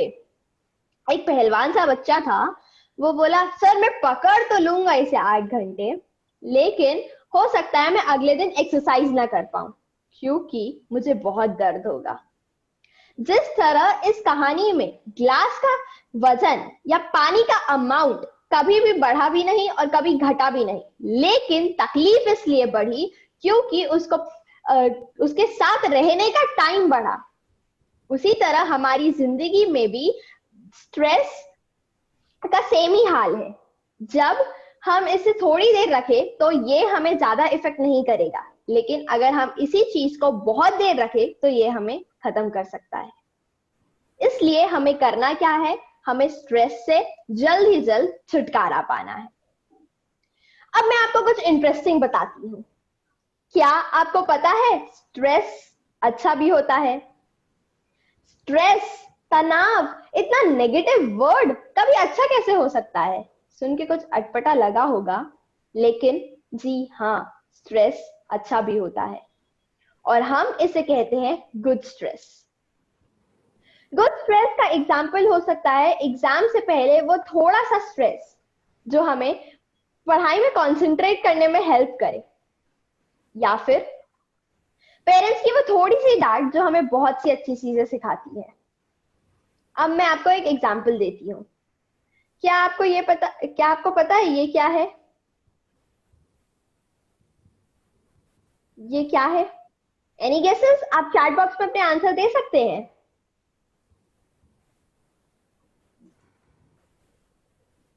मैं ही आपको बता देती हूँ, ये हीरा है, डायमंड।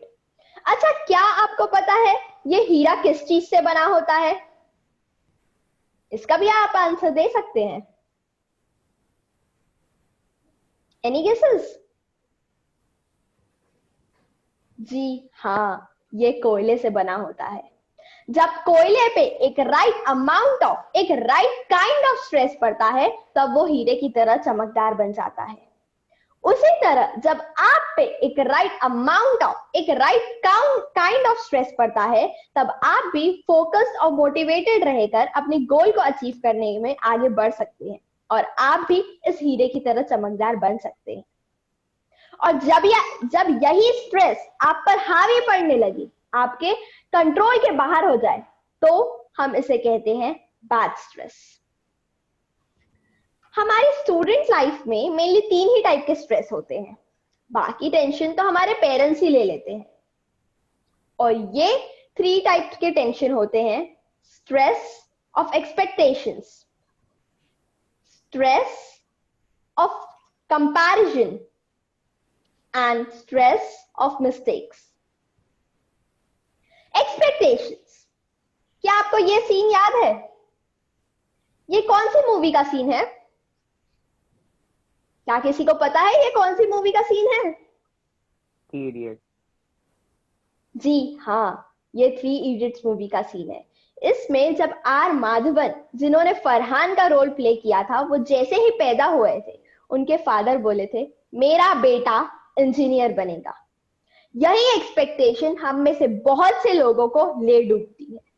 सोसाइटी, फैमिली का एक्सपेक्टेशन तो रहेंगे ही, लेकिन हमें सीखना है कि हम इन एक्सपेक्टेशन से कैसे डील करें।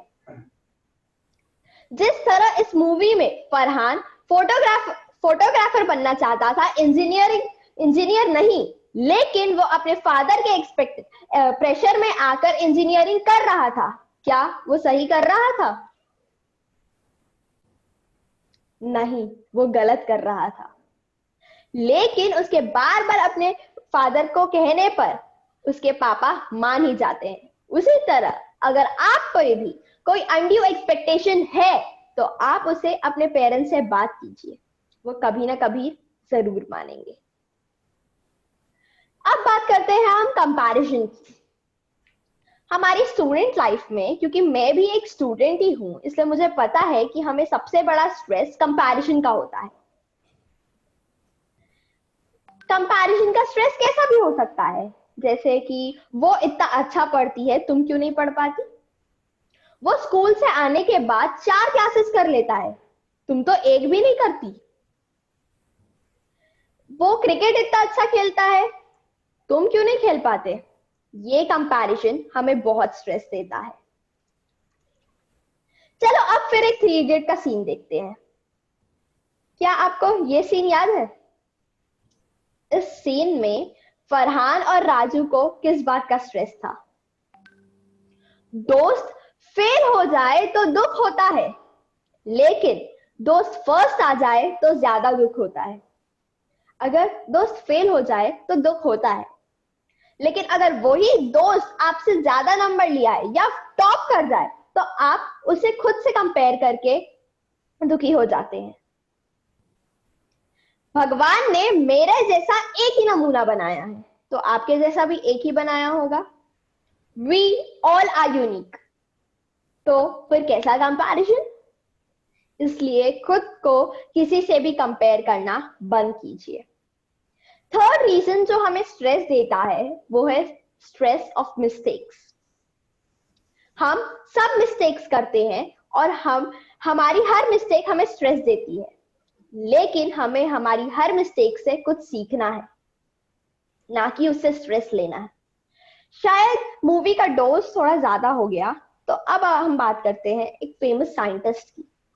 क्या आप इन्हें जानते हैं? ये कौन है? बताइए बताइए, चैट बॉक्स में आंसर्स का वेट कर रही हूं मैं। Albert Einstein. ये थॉमस एल्वा एडिसन है। इन्होंने वैसे तो बहुत सारे आविष्कार किए, लेकिन इनका सबसे बड़ा आविष्कार था बल्ब का आविष्कार। आपको शायद ये जान के आश्चर्य होगा कि इन्होंने बल्ब बनाते हुए 999 बार मिस्टेक्स की और ये बल्ब बनाने में सक्सेसफुल हुए। अच्छा, अगर मैं आपसे एक क्वेश्चन पूछूं कि ये अगर एक ही बार में छोड़ देते तो क्या ये आज बल्ब बना पाते? नहीं, ये नहीं बना पाते। उन्होंने अपनी हर मिस्टेक से, उन्होंने अपने 999 मिस्टेक से कुछ सीखा और ये बल्ब बनाने में सक्सेसफुल हुए। इसलिए हमें हमारी मिस्टेक से स्ट्रेस नहीं लेना है, हमें उससे कुछ सीखना है। तो हमने क्या क्या सीखा? हमने सीखा पहला कि हमें एक्सपेक्टेशंस को डील करना सीखना है। दूसरा, हमें कंपैरिजन नहीं करना है। एंड तीसरा, हमें मिस्टेक्स से कुछ सीखना है। मैंने आपको यहाँ मेनली 3 ही टाइप के स्ट्रेस बताए, लेकिन स्ट्रेस किसी भी टाइप का हो सकता है। अच्छा, आप में से बहुत से लोग इंस्टाग्राम, फेसबुक और ऐसे बहुत से सोशल प्लेटफॉर्म में पिक्चर्स या कुछ भी पोस्ट करते होंगे, करते हैं ना? और सच सच बताना, आप में से कितने लोग पोस्ट करने के बाद हर थोड़ी देर में चेक करते हैं कि कितने लाइक्स आए, कितने कमेंट्स आए? करते हैं होंगे। क्योंकि आजकल लोगों को इस बात का भी स्ट्रेस है कि मेरे फेसबुक पेज पे, मेरे इंस्टाग्राम पेज पे लाइक्स नहीं आए, और साथ ही साथ लोगों को इस बात का भी स्ट्रेस है कि लोग क्या कहेंगे। आखिर किसी ने सही ही कहा है, सबसे बड़ा रोग क्या कहेंगे लोग। स्ट्रेस सिर्फ आपके रास्ते का रुकावट बनेगा, लेकिन जिस भी फील्ड में आप अच्छे हैं उसमें मेहनत करना, आपको सक्सेस कभी ना कभी जरूर मिलेगी। आखिर हमारे गुरु रणछोड़ दास चांचर कहा कर गए हैं, काबिल बनो, कामयाबी झक मारकर पीछे आएगी।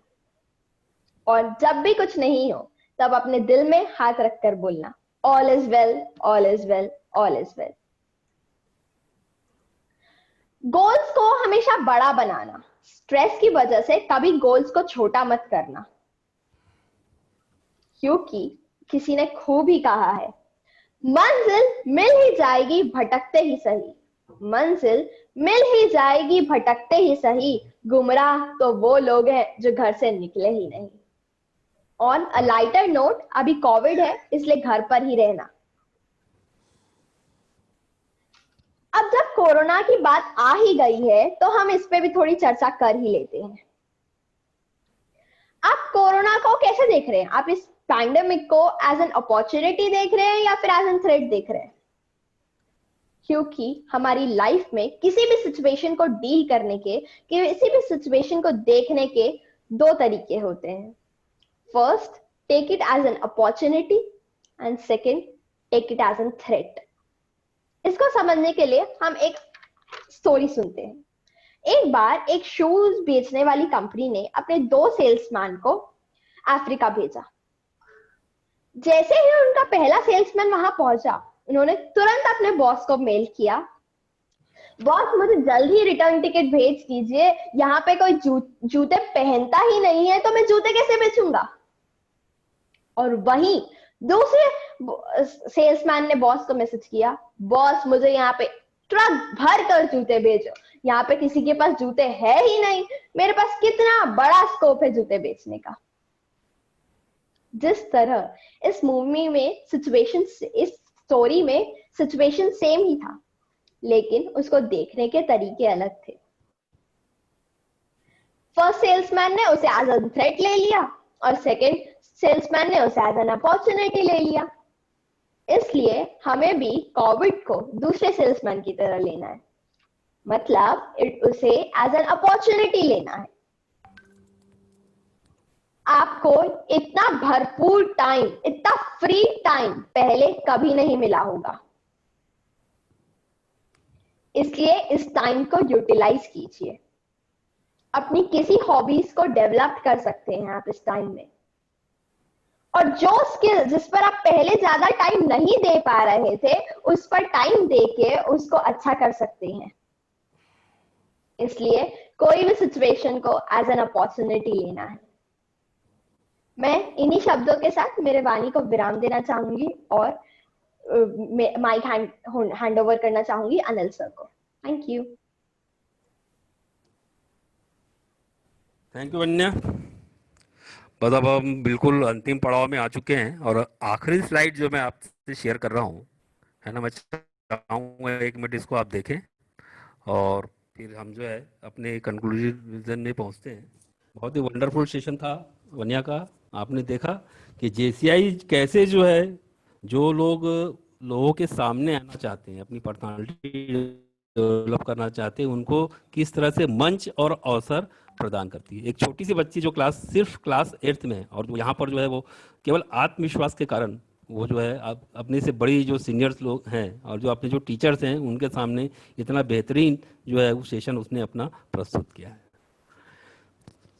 तो अब मैं ये आज के सेशन को कंक्लूड मैं करूँगा। एक तरह से कहना चाहूँगा कि जितनी भी बातें यहाँ स्पीकर्स ने कही है वो सारी बातें जो है आपके जो है इस 3D में आपकी आ जाती है। सफलता के लिए जो है 3D जो है वो बड़े इंपॉर्टेंट होते हैं। जो फर्स्ट डी जो है आपका do everything with and in your mind, यानी गोल जब आप सेट करते हो तो आपको मालूम होना चाहिए कि आप जिस दिशा में जा रहे हो उसका अंतिम शीर्ष कहाँ पर है। जिस कैरियर में जा रहे हो उस कैरियर का शीर्ष कौन सा है ये आपको जानकारी होनी चाहिए। जिस भी आप दिशा में जाते हो तो आपको मालूम होना चाहिए कि भाई इस फील्ड में मैं किस हद तक जा सकता हूँ। दूसरा जो सेकंड जो डी है, ये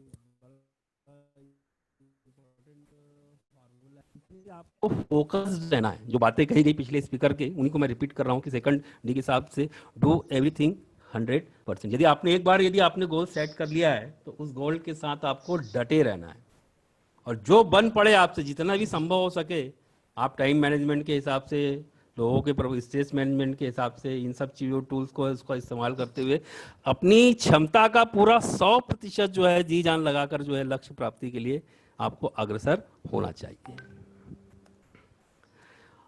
अंतिम जो डी है वो है डू इट नाउ। ये मैं इसको सबसे बड़ी की मानता हूँ कि वास्तव में हमने जो कोई यदि इस तरह की वर्कशॉप होती है जिसमें कुछ समय जो है हम मोटिवेट रहते हैं कि हाँ हमको करना चाहिए, लेकिन वो करना कब चाहिए, वो समय कौन सा होता है।